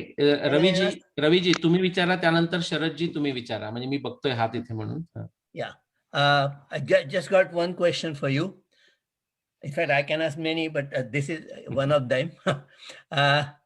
You mentioned about sudden rise and fall of the sea level and water level. What was the reason behind it? Okay. अत्यंत सुंदर प्रश्न आहे. त्याचं उत्तर फार लांब आहे. त्याचं मी छोटंसं उत्तर देतो. प्रत्येक आता जसं आपल्या खांडेकरजींनी विचारला तसाच तो प्रश्न आहे की त्यातलं बघा व्हॉट, व्हाय अँड हाऊ. तुम्ही व्हाय विचारताय, मी तुम्हाला व्हॉट सांगितलंय. प्रत्येक वेळच्या फ्लडिंगचं व्हाय वेगवेगळं आहे. त्यातलं एक सांगतो तुम्हाला की ज्याच्याशी कॅनडाचा संबंध आहे. तो एवढा फाटे फुटणारे विषय आहेत नाही, म्हणजे तुम्ही एकेका ह्या प्रश्नावर आपण 10 दिवस चर्चा करू शकू, इतके मोठे विषय आहेत. तर जो म्हणजे काय म्हणूया आपण, जेव्हा आता ते सुद्धा का झालं हा वेगळा मुद्दा होईल. पण कॅनडा म्हणजे नॉर्थ अमेरिकेमध्ये आईस ग्लेशियर्स होती निर्माण झालेली. लास्ट ग्लेशियल मॅक्झिमम म्हणजे केव्हा, साधारण 30,000 BC to 20,000 BC. 20,000 was the peak. That's why it is called last glacial maximum. Approximately सांगतोय. तर त्यावेळी पूर्ण आपला जो हडसन बे आहे तो पूर्ण कव्हरच, पूर्ण इकडे विस्कॉन्सिन, ओहायो पर्यंत ग्लेशियर्स होती. तसंच वेस्टर्न युरोपमध्ये होती. आणि ती जेव्हा मेल्ट व्हायला लागली, आता ती का मेल्ट व्हायला लागली त्याच्याकरता मी तुम्हाला फक्त पुस्तकाचं नाव सांगतो. ते बघा की पॅथ ऑफ द पोल असं पुस्तकाचं नाव आहे. Path of the pole by Charles Hapgood. Okay, by professor Charles Hapgood. हिस्ट्रीचे शिक्षक होते ते, पण प्रचंड त्यांना विज्ञानामध्ये, जिओलॉजीमध्ये इंटरेस्ट होता. MIT मध्ये त्यांनी शिकवलंय, आणखी काही कॉलेजमध्ये शिकवलेलं आहे. The path of the pole by Charles Hapgood. तर थोडक्यात सांगायचं म्हणजे जो उत्तर ध्रुव असतो ना, आकाशातला उत्तर ध्रुव नव्हे. आता जसं आपण आर्टिक समुद्रामध्ये आहे म्हणतो किंवा अंटार्क्टिकामध्ये जसं आहे असं म्हणतो, अशी थिअरी आहे. तो म्हणून म्हटलं विषयाला फाटे फुटत जातील. आणि त्याचा आर्यभटानं उल्लेख केलेला आहे एका वेगळ्या अर्थानं. ते लोकांना असे अंगावर शहारे येतात आणि घाबरून कोणी काही त्याच्यावर बोलत नाही. म्हणजे आम्ही आता त्याच्यावर पब्लिश करतोय. पण असं एक थिअरी आहे जी चार्ल्स हॅपगुडची जी अर्थ क्रस्ट डिस्प्लेसमेंट थिअरी आहे, की त्याच्याप्रमाणे आता जो उत्तर ध्रुव आर्टिक समुद्रामध्ये आहे, हे व्हायचं उत्तर सांगतोय. ते व्हाय खरं का खोटं असेल माहित नाही आपल्याला, पण व्हॉट तर नक्कीच आहे जे सांगितलं ते. तर तो जो उत्तर ध्रुवाचा जो मुद्दा होता तो हडसन बे मध्ये होता, असं चार्ल्स हॅपगुडचं म्हणणं आहे. आणि म्हणूनच नॉर्थ अमेरिका आणि पूर्ण कॅनडा हे ग्लेशियर खाली कव्हर झालेले होते. आणि मग वेस्टर्न युरोप का झाला, तर इथे कव्हर म्हणजे हडसन बेच्या इथे कव्हर झाल्यामुळे जो गल्फ स्ट्रीम आहे, जो आपल्या ईस्ट कोस्ट वरून जातो, म्हणजे इथे तो ब्लॉक झाला आणि त्यामुळे वरची जागा सगळ्या थंड झाल्या आणि तिथे युरोपमध्ये सुद्धा त्याच्यामुळे ग्लेशियर झाले. आता तो पोल मूव्ह व्हायची एक जी थिअरी आहे चार्ल्स हॅपगुडची, त्याप्रमाणे तो एक साधारण रामायणाच्या वेळेत म्हणजे 17,000 ते 12,000 BC या दरम्यान तो तिथून मूव्ह होऊन, हडसन बे मधून मूव्ह होऊन तो आर्टिक समुद्राच्या इथे गेला. तेव्हा जो तसं झालं तेव्हा ती सडनली ही सगळी ग्लेशियर्स मेल्ट व्हायला लागली. आता ग्लेशियर्स मेल्ट होण्याकरता आणखी थिअरी तुम्हाला माहित असेल, ब्रिटिश कोलंबियातून आलेली आहे, म्हणजे कॉमेट हिट झालं वगैरे वगैरे. सो म्हणून म्हटलं व्हाय करता अनेक थिअरीज आहेत, पण व्हॉट हे नक्की. आणि हा प्रॉब्लेम फक्त इथेच आहे असं नाही. अगदी साधं सांगतो तुम्हाला, रामायणामध्ये कुंभकर्णाची जी अवस्था आहे, क्लाइन लेविन सिंड्रोम, त्याच्यावर सुद्धा मी रिसर्च पेपर लिहिलेला आहे. रामायणामध्येच 3 वेगवेगळ्या थिअरी आहेत की कुंभकर्णाची अशी अवस्था का. सो व्हाय हा प्रश्न फार कठीण असतो आणि त्याची उत्तर देण्याकरता वेगवेगळ्या थिअरी, आता क्वांटम मेकॅनिक्स मध्ये 14 का 17 वेगवेगळ्या थिअरीज आहेत, तेच एक्सप्लेन करायला तसा प्रश्न आहे. पण अर्थ क्रस्ट डिस्प्लेसमेंट ही एक theory, cometary hit is another theory, and both have their champions and both of them have their evidence. धन्यवाद शरदजी. धन्यवाद रवीजी. नमस्कार, मी शरद घाणेकर. मी आता बॉस्टन मधूनच बोलतोय तुमच्या जवळ.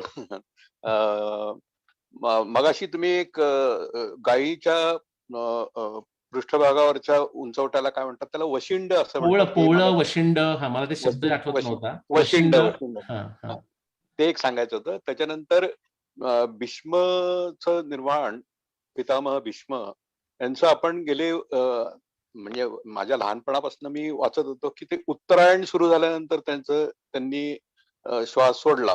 तर तो आपण 14 जानेवारी संक्रांतीच्या वेळेचं उत्तरायण कधी सुरू होतं वगैरे असं सारखा मनात प्रश्न असतो, म्हणजे की उत्तरायण कधी सुरू होतं म्हणजे मला प्रश्न कळला तुमचा.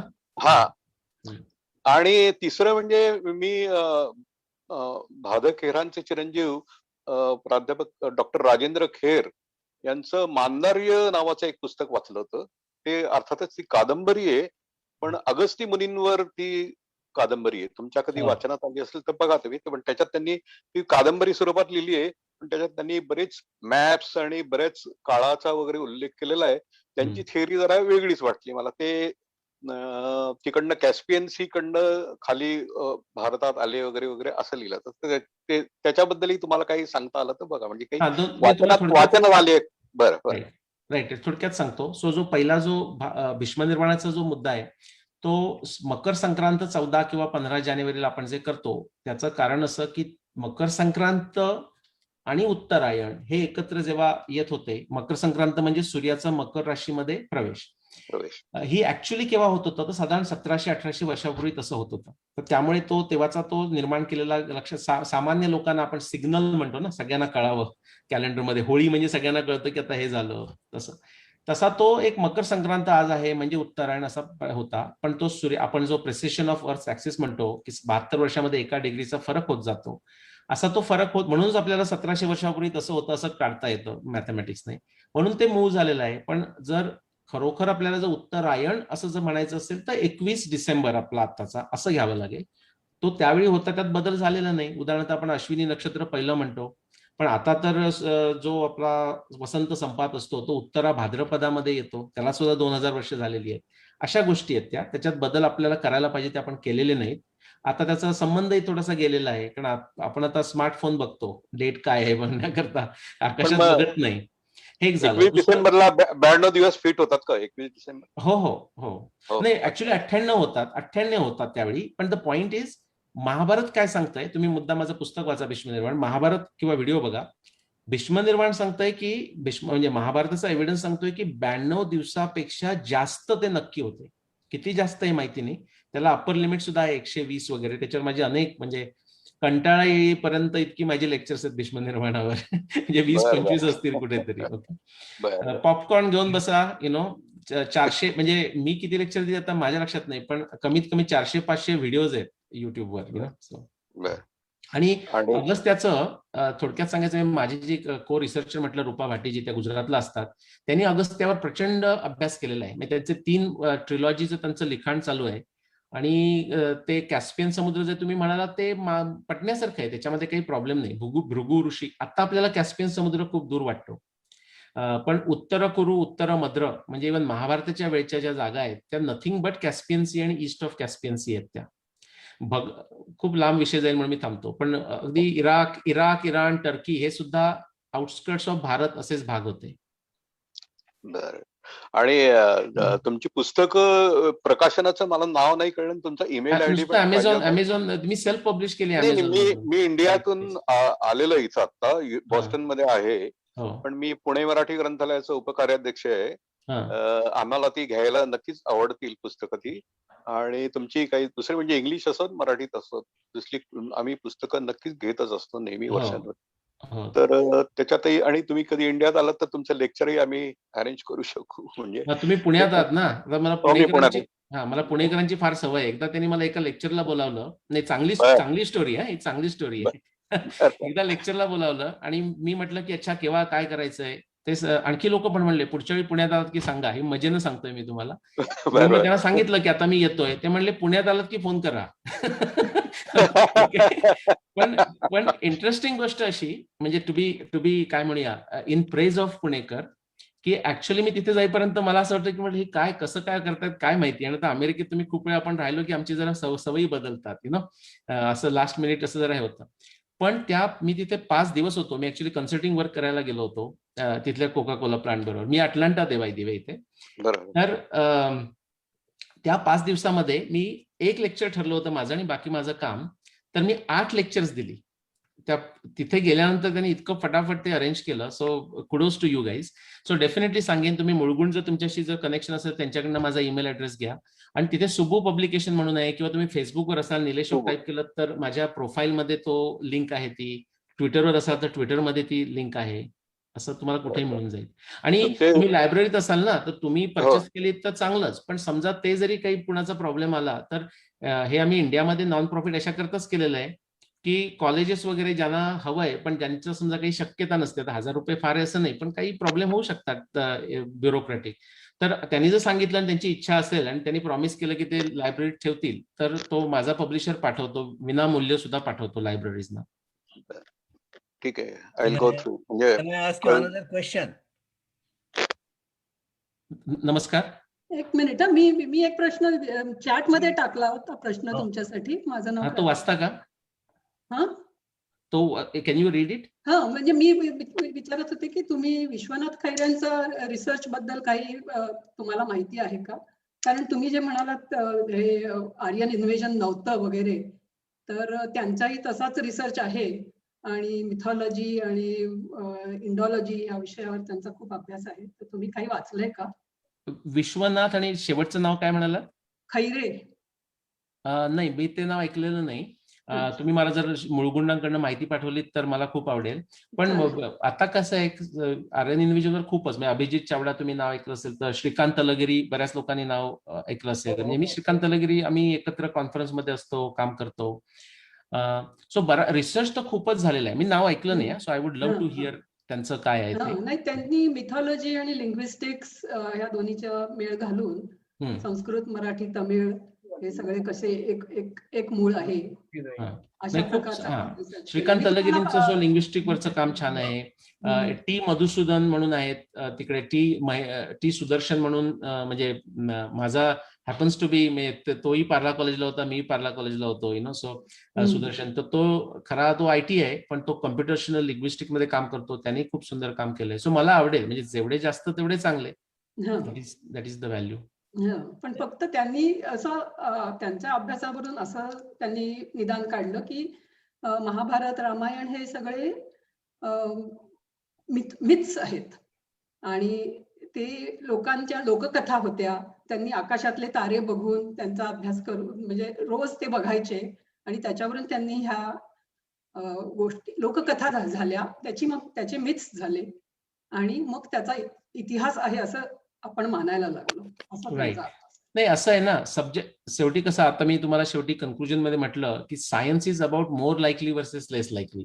तुम्ही 100% कन्व्हिन्स काहीच म्हणू शकत नाही, पण हा जो सगळा जो पुरावा आता मी तुम्हाला दाखवला आणि तुम्ही तो लक्षात घेतला असला आणि तो तुम्ही तुमच्या जर ओळखीचा असेल त्यांना तो निदर्शनास आणा, तर असं म्हणता येईल. शेवटी 100% कोणीच काही सांगू शकत नाही. दैवम चैवात्र पंचमम तसं होतंच. पण हा जर आपल्याला बॅलन्स करायचा असेल, म्हणजे मी आज ती स्लाइड वापरली नाही, कारण शेवटी काही स्लाइड्स खूप जास्त होतात. पण शिवाजी महाराज होते का, हा जरी साधा प्रश्न घेतला तर आपण लोक म्हणू शिवाजी, हा काय प्रश्न आहे का, शिवाजी महाराज अर्थातच होते. पण पुढचा जर मी प्रश्न विचारला पुरावा काय, तर सगळे लोक आधी वाटेल अरे कितीतरी पुरावा आहे, पण विचार करायला लागला तर तुमच्या लक्षात येईल खरोखर काहीच पुरावा नाही. पुरावा नाही इन द सेन्स काय, कोणीतरी त्यांचं तैलचित्र काढलंय, कोणीतरी ती तलवार आहे, ते म्हणतात ही शिवाजी महाराजांची तलवार आहे. रायगडावर गेलात तर पडलेल्या भिंती मिळतात आणि मग लोक सांगतात ह्या शिवाजी महाराजांच्या. बाबासाहेब पुरंदरेंनी त्यांचं चरित्र लिहिलंय, पण कृष्णाचं पण चरित्र आहे, कृष्णाच्या पण जागा आहेत, यु नो. इनफॅक्ट मी सांगतो, म्हणजे हे आता तुम्ही वेस्ट मधले घ्या, हे माझे 2 स्लाइड्स आहेत, माझे बाकीचे टॉक तुम्ही बघा. युक्लिड, जीसस, अलेक्झांडर, सॉक्रेटिस, हिप्पॉर्कस, ही आता 5 नावं घेतली, माझ्या स्लाइड्सवर असतात ती. आता ही जर आपण जर भारतीयांना किंवा कुणाला विचारलं ही खरोखर होती का ऐतिहासिक, तर ते म्हणतील काय वेडपट आहेस का, ऑफकोर्स होते. मग मी त्यांना विचारतो आर्किओलॉजी पुरावा काय, तर अनेक लोकांना हे माहिती नाही की हे आता जी 5 नावं सांगितली त्यांच्याबद्दल उपलब्ध असलेला आर्किओलॉजी पुरावा is equal to big zero. हा फक्त नॅरेशन मधनं चाललेला विषय आहे. आता मला हे नाही म्हणायचंय की ते फक्त नॅरेशन मध्ये आहे आणि तो आर्किओलॉजी पुरावा नाही म्हणून ती लोक खोटी होती, हे मी म्हणत नाहीये. पण ज्या बेसिसवर आपण ते विधान करतो, ते जर बेसिस तुम्ही करायला गेलात आणि आपण त्या तुमचे विश्वनाथजी म्हणाले त्यांच्या बाबतीमध्ये आपण जाऊ, म्हणजे त्यांच्या मताप्रमाणे, जर महाभारताचा जर तुम्ही केलात, अरुंधती वसिष्ठ सारखं घेतलं, भीष्म निर्वाण घेतलं, तर एक समजा आला तर तुम्ही म्हणाल हा कोइन्सिडन्स असेल, पण मग दुसरा जिक्सॉ पझल सारखं दुसरंही तिथेच घेऊन जातं, तिसरं कुठे तिथेच घेऊन जातं. मग काही लोक म्हणतात पण आपली ऍस्ट्रॉनॉमी फार प्रगल्भ होती. मग विश्वनाथजी मध्ये म्हणत नाही, मग इतर लोकांना असं होतं, अरे पण आपली ऍस्ट्रॉनॉमी प्रगल्भ होती. अरे प्रगल्भ म्हणजे किती प्रगल्भ माहिती आहे का? सूर्य सिद्धांतामधले रेफरन्स टेकर्स, म्हणजे आता हे अनिल नारायणन वॉशिंग्टन डीसीला आहेत, इस्रोचे सायंटिस्ट, ते आणि आम्ही एकत्र काम करतो. सूर्य सिद्धांताचे जे रेफरन्सेस आहेत ते take you to 3000 BC, 400 AD ला घेऊन जातात 1500 वर्षापूर्वी. नंतर 3000 BC, 5000 BC, 7000 BC, 8000 BC, 12000 BC, 14500 BC, 38,000 BC. मग लोक काय म्हणतात की मग हे त्यांनी ऍस्ट्रॉनॉमी, तुम्ही जसं म्हणतात, विश्वनाथजी म्हणाले की ऍस्ट्रॉनॉमीचे पुरावे घेऊन त्यांनी कथा लिहिल्या असतील. हे त्यांना असं नाही, माझं ओपन चॅलेंज आहे. आपले एक मराठीच प्रोफेसर आहेत इथे, नाव मुद्दाम सांगत नाही किंवा जागा सांगत नाही, ते एका माझ्या दुसऱ्या टॉकला होते आणि ते त्यांचं ते ऍस्ट्रॉनॉमी आहे वगैरे. मी म्हटलं तुम्ही आत्ताच सोडा, म्हणजे भारतीय ऍस्ट्रॉनॉमी सोडा, अगदी न्यूटनची ऍस्ट्रॉनॉमी घेऊन मला तुम्ही महाभारतातले पुरावे करून दाखवा. ते रिव्हर्स इंजिनिअरिंग करता येत नाही. सो तसे करून कोणीतरी टाकलं हे शक्य नाही. नंतर हे सुद्धा टाकता येईल, पण 7000 वर्षापूर्वी नदी कशी होती हे आता फक्त आपल्याला मागच्या 30 वर्षामध्ये कळतंय. त्याची वर्णनं जशीच्या तशी तुम्हाला रामायणात येतात, जशी तशी महाभारतामध्ये येतात, जशी तशी ऋग्वेदात येतात.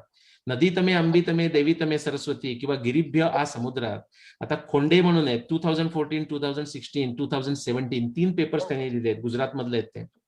त्यांनी दाखवलंय की सरस्वती सारखी मोठी नदी मागच्या 10,000 वर्षामध्ये सरस्वतीचा जो आपण भाग समजतो त्यातून फ्लो झालीच नाही. म्हणजे सरस्वतीची जी ऋग्वेदातली वर्णन आहेत, म्हणजेच ते वर्णन 10,000 वर्षापूर्वीच आहे. आणि मी आता संशोधनाने दाखवलंय, सिंगचा पेपर IIT कानपूर, की ते 22,000 BCच्या आधीची ती गोष्ट आहे, त्यानंतर सुद्धा ती शक्य नाही. त्यामुळे नुसत्या कथा नाहीत. आता काय होतं, इतिहासाचं वर्णन काय आहे, इतिहासाची डेफिनेशन सुद्धा अशी आहे की पूर्ववृत्तम कथायुक्तम इतिहासम प्रचक्षते. आता तुम्ही साधे आत्ताचे मूवी बघा ना, पॅटर्न वगैरे मूवी बघितला असता, सेकंड वर्ल्ड वॉर मूवी बघितले, तर मूवीची एक कथा असते, पण त्याच म्हणजे मूळ कथा असते, पण मूवीमध्ये बघवताना थोडंसं ड्रॅमॅटिक केलं जातं. तसं ड्रॅमॅटिक ऑफकोर्स, म्हणजे embellishment is a part of आर्ष काव्य. काव्य म्हटलं की त्याच्यामध्ये थोड्याशा गोष्टी येणारच, त्या असू शकतात. पण जो मूळ फाउंडेशनल इन्फॉर्मेशन आहे, आणि we don't have to take a assumption. I mean reality is, म्हणजे मी जेव्हा हा अप्रोच केला ना, तेव्हा मी काही असा काय म्हणूया आपण धर्मांध किंवा हे असं काही नव्हतं. इनफॅक्ट मी म्हटलं बघूया तरी काय होतं. इनफॅक्ट हे मी बाकी सगळं अभ्यास करताना मी असं माझ्याकरता सोपी गोष्ट करून ठेवली. म्हटलं जोपर्यंत अरुंधतीचा मी शोध लावत नाही, अरुंधतीची मिस्ट्री कळत नाही, तोपर्यंत मी बाकीचं महाभारत उगाच वाचत बसणार नाही. म्हणजे मी माझ्या आळशी माणसाकरता मी केलेली कृती होती. जेव्हा 2009 मध्ये मी त्याचा शोध लावला, तेव्हा म्हटलं आता आपल्याला महाभारत वाचणं गरजेचं आहे. So it can go many different ways. धन्यवाद. पण मला तुम्ही जर त्यांचं मुळगुणकडनं जर मुळगुणना सांगून जर तुम्ही मला कळवलं तर आय विल लव्ह इट. ते विश्वनाथजींचं पुस्तक. Okay, thank you. माझा एक प्रश्न आहे, रवीजी. राखी गडीचं जे एक्सकॅव्हेशन झालं, राखी गडीचं, आणि त्याच्यावरती डॉक्टर शिंदेनी सांगितलं की त्याच्यामुळे आयरन थेरी डिबार झाली असं ते म्हणतात. हे तुम्ही वाचलंय का त्याच्यावरती? मी सगळं वाचलंय. तुम्ही वाचलंय का प्रमोदजी? हो, थोडंसं वाचलंय मी, म्हणूनच विचार. तुमचं काय मत आहे? नाही, मला वाटतंय ही ब्रिटिश लोकांनी केलेली थेरी होती ती खोटी आहे थेरी. नाही, ते झालं पण शिंदेचा जो पेपर आहे सेल ह्याच्यातला, त्याच्यावरून तुम्हाला काय कळलं? त्याच्यावरून मला एवढंच कळलं की हिंदुस्थानातली सगळी लोक एकच आहेत. ओके, ठीक आहे. नाही, आता ह्याच्यात का नाही, तुम्ही केलं तर चांगलं आहे. आता काय तुमचा प्रॉब्लेम काय, तुम्ही तर फक्त वाचताय. पण मी सांगतो with all due respect to शिंदेजी, आता शिंदे माझ्याशी कनेक्टेड आहेत, म्हणजे याच्यावर असं करून तो पेपर आणि त्याच्यात जे काही वेगवेगळी विधानं केलेली आहेत, आणि ते हार्वर्डच्या लोकांनी, जो हार्वर्डच्या माणसांनी जे लिहिलंय ना, काय तसं नाव, नरसिंहन, मी त्याला, मी अटलांटात असतो, पण मी आणि माझी बायको दोघे आम्ही जाऊन ड्राईव्ह करून भेटलेलो त्याला. 3 तासाची मजा म्हणून सांगतो. आता तो टेक्सास ऑस्टिनला प्रोफेसर आहे. त्याला आम्ही 3 तास त्याच्याबरोबर बोललो. आणि माझी बायको काय सायन्सवाली नाहीये, म्हणजे चार्टर्ड अकाउंटंट नाही, पण चार्टर्ड अकाउंटंट आणखी महान असतात. तिने असं 1 तासभर असं ऐकलं आमचं दोघांचं चाललंय, आणि मग त्याला थांबवलं. ती म्हणली, बघ, माझा नवरा आहे, पण मी सांगतो की आता 1 तासभर मी तुमचं दोघांचं ऐकते. तो म्हणजे मी प्रत्येक गोष्ट बोलतो त्याला तो पुरावा देतोय. तू जे आतापर्यंत बोललास त्याचा एकही पुरावा मी ऐकला नाही. आणि तो काय ते बाई म्हणून घाबरला का माहित नाही, पण तो म्हणाला हो खरं आहे तुझं म्हणतेस ते. सो अशा करता मला एक कथा सांगितली की प्रॉब्लेम असा आहे की शिंदे आणि जी टीम आहे त्यांनी तो जेनेटिक डेटा पुरवला हॉर्वर्डला, बरोबर. आणि म्हणून त्यांची नावं टाकण्यात आली आणि त्यांनी थोडंसं कॉन्ट्रीब्युशन केलं असेल. मुख्य हॉर्वर्डला जो आपला काही एजेंडा लिहायचा होता त्याने तो पेपर लिहिलेला आहे. त्याच्यामध्ये लिप सर्व्हिस सारखं थोडंसं इकडलं पण टाकलेलं आहे, थोडंसं तिकडलं पण टाकलेलं आहे. सामान्य लोकांना गंडवणं हा त्या पेपरचा हेतू आहे. त्या पेपरचं तुम्ही मुद्दाम प्रेमेंद्र प्रियदर्शी हे मेडिकल डॉक्टर आहेत, युके मध्ये असतात. आता हे बघा, मी तुम्हाला म्हटलं ना जिज्ञासा पाहिजे. मी नुसतं तुम्ही इथं ऐकून जर सोडून दिलात, तुम्हाला मी प्रमोदजी फक्त तुम्हाला म्हणत नाहीये, जर सोडून दिलात तर परत आणखी कोणी लेक्चर दिलं तर हेच प्रश्न विचारले जातील. पण तुम्ही जर प्रेमेंद्र प्रियदर्शी असं टाईप केलं आणि तो जो सेल पेपर किंवा त्याच्या आधीचे डेव्हिड राईक म्हणजे हे ग्रेट प्रोफेसर आहे जेनेटिक्सचे, त्यांचाच हा स्टुडंट होता पोस्टडॉक नरसिंहन, मी नाव विसरतोय त्याचं. त्यांनी जे पेपर पब्लिश केलेले आहेत हे खूप कन्फ्युजिंग आहे. आणि हा जो शिंदेचा जो पेपर आहे हा अत्यंत कन्फ्युजिंग आहे. आणि त्या एकाच ह्याच्यामध्ये टोटली कॉन्ट्राडिक्टरी स्टेटमेंट्स आहेत. अगदी थोडासा जरी विचार करून जर अभ्यास करून जर केला तरी कळणारी गोष्ट आहे. त्या पेपरमुळे खरं तर काहीच सिद्ध होत नाही. जर झालं तर फक्त कन्फ्युजन होतं. आणि याचं एक कारण त्याच्यामध्ये तसा पुरावा नाही. तर तुम्हाला एक उदाहरण सांगतो याच्या त्याच पेपरच्या संदर्भामध्ये. आत्ता समजा आपण महाराष्ट्रामध्ये एखाद्या ठिकाणी जागा डिग केलं आणि तिथे एखादा म्हणजे ओल्ड सांगाडे आपल्याला मिळाले, फॉसिल्स मिळाले, तर ते टेस्ट करण्यापूर्वी आपण स्टॅटिस्टिक्स मध्ये नल हायपोथेसिस म्हणतो. ते काय असणार आपलं हायपोथेसिस असं असेल की तो माणूस साधारण महाराष्ट्रीयांच्या आसपास यावा, महाराष्ट्रामध्ये जर डिग केलेलं असेल तर. आता ह्या पेपरमध्ये त्यांनी राखीगडीचे सांगाडे हे घेतले, म्हणजे फॉसिल्स घेतले किंवा जेनेटिक घेतलं मटेरियल, आणि ते 2500 BC का असा त्याचा टायमिंग पिरियड आहे, आणि ते सांगतंय की ते इंडियन लोक आहेत. अरे ह्याच्यात काय आश्चर्याची गोष्ट आहे? काहीच नाही. आणि त्याच्यामुळे काही सिद्ध होत नाही, कारण आर्यन इन्व्हेजन वाले काय म्हणतायत तो सगळाच मूर्खपणा आहे. पण ते म्हणतायत काय 1500 BC नंतर आर्यन आले, मग 2500च्या पूर्वी त्यांच्या दृष्टीनं जे आत्ताच इंडियन आहेत तेच होते. हा फार म्हणजे हा लांब विषय होईल, पण हा सावळा गोंधळ आहे अक्षरशः. Very unfortunate. त्याच्यामध्ये शिंदे फार सिन्सिअर लोक आहेत, पण कसं आहे माहितीये का की ते आर्किओलॉजी स्ट्रीम मधून आलेले आहेत डेक्कन कॉलेजचे. आता जेनेटिक्स लोक जर if one is not willing to do some tapasya, these people can take anyone on a ride. Okay. म्हणजे मी त्यांना म्हणतो ना, आता तो जेव्हा नरसिंहन इकडे टेक्सासला आला आणि त्याने असं ट्विटरमध्ये सांगितलं होतं की I am now professor at Texas and I am interested in getting some ideas for genetic research. मी त्याला ट्विटरवरच कॉंग्रॅच्युलेशन केलं आणि म्हटलं I have got 20 ideas, when do we talk. त्याने रिस्पॉन्ड नाही केलं. असं आहे. ओके, आता 6 वाजून गेलेले आहेत. आता let us close the we can stop anytime. Yeah. Okay, Shashi. नमस्कार. नमस्कार. निलेश ओक, तुम्हालाही नमस्कार आणि सर्व मंडळींना नमस्कार. कुठल्याही विषयावर आधारपूर्वक बोलायचं असल्यास बराच अभ्यास, सखोल अभ्यास करावा लागतो. याचं उदाहरण आता आपण पाहिलं आणि ऐकलं. आपले हे जुने धार्मिक ग्रंथ, आपण त्यांना धार्मिक नेहमीच म्हणत आलो आहोत, रामायण आणि महाभारत दोन्ही, हे किती जुने आहेत याच्यावर अजून सुद्धा उहापोह चालू आहे, संशोधन चालू आहे. आणि आज निलेश ओक यांनी आपल्याला त्यांचा जवळपासचा काळ सांगितला. ही माहिती जरी आपल्याला रोजच्या दैनंदिन आयुष्यात उपयोगी पडणार नसली तरीही आपल्या देशातली ही माहिती आपल्याला असणं आवश्यक आहे, आणि ती पुरवल्याबद्दल मी निलेश ओक यांचे आभार मानतो. नमस्कार.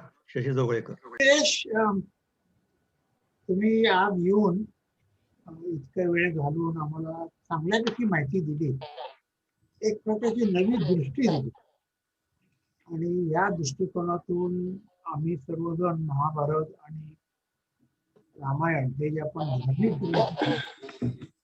त्याचं वाचन याच्या पुढे लोक करतील अशी आशा आहे. तर let us end the session. My personal thanks to you for your time and efforts and everything. I wish you all the best in your successful research in the future. Thank you. सर्वांना नमस्कार. Thank you for joining. तुम्हाला किती enjoy झालं माहित नाही. I enjoyed it. I am a talkative person, so it works just fine for me.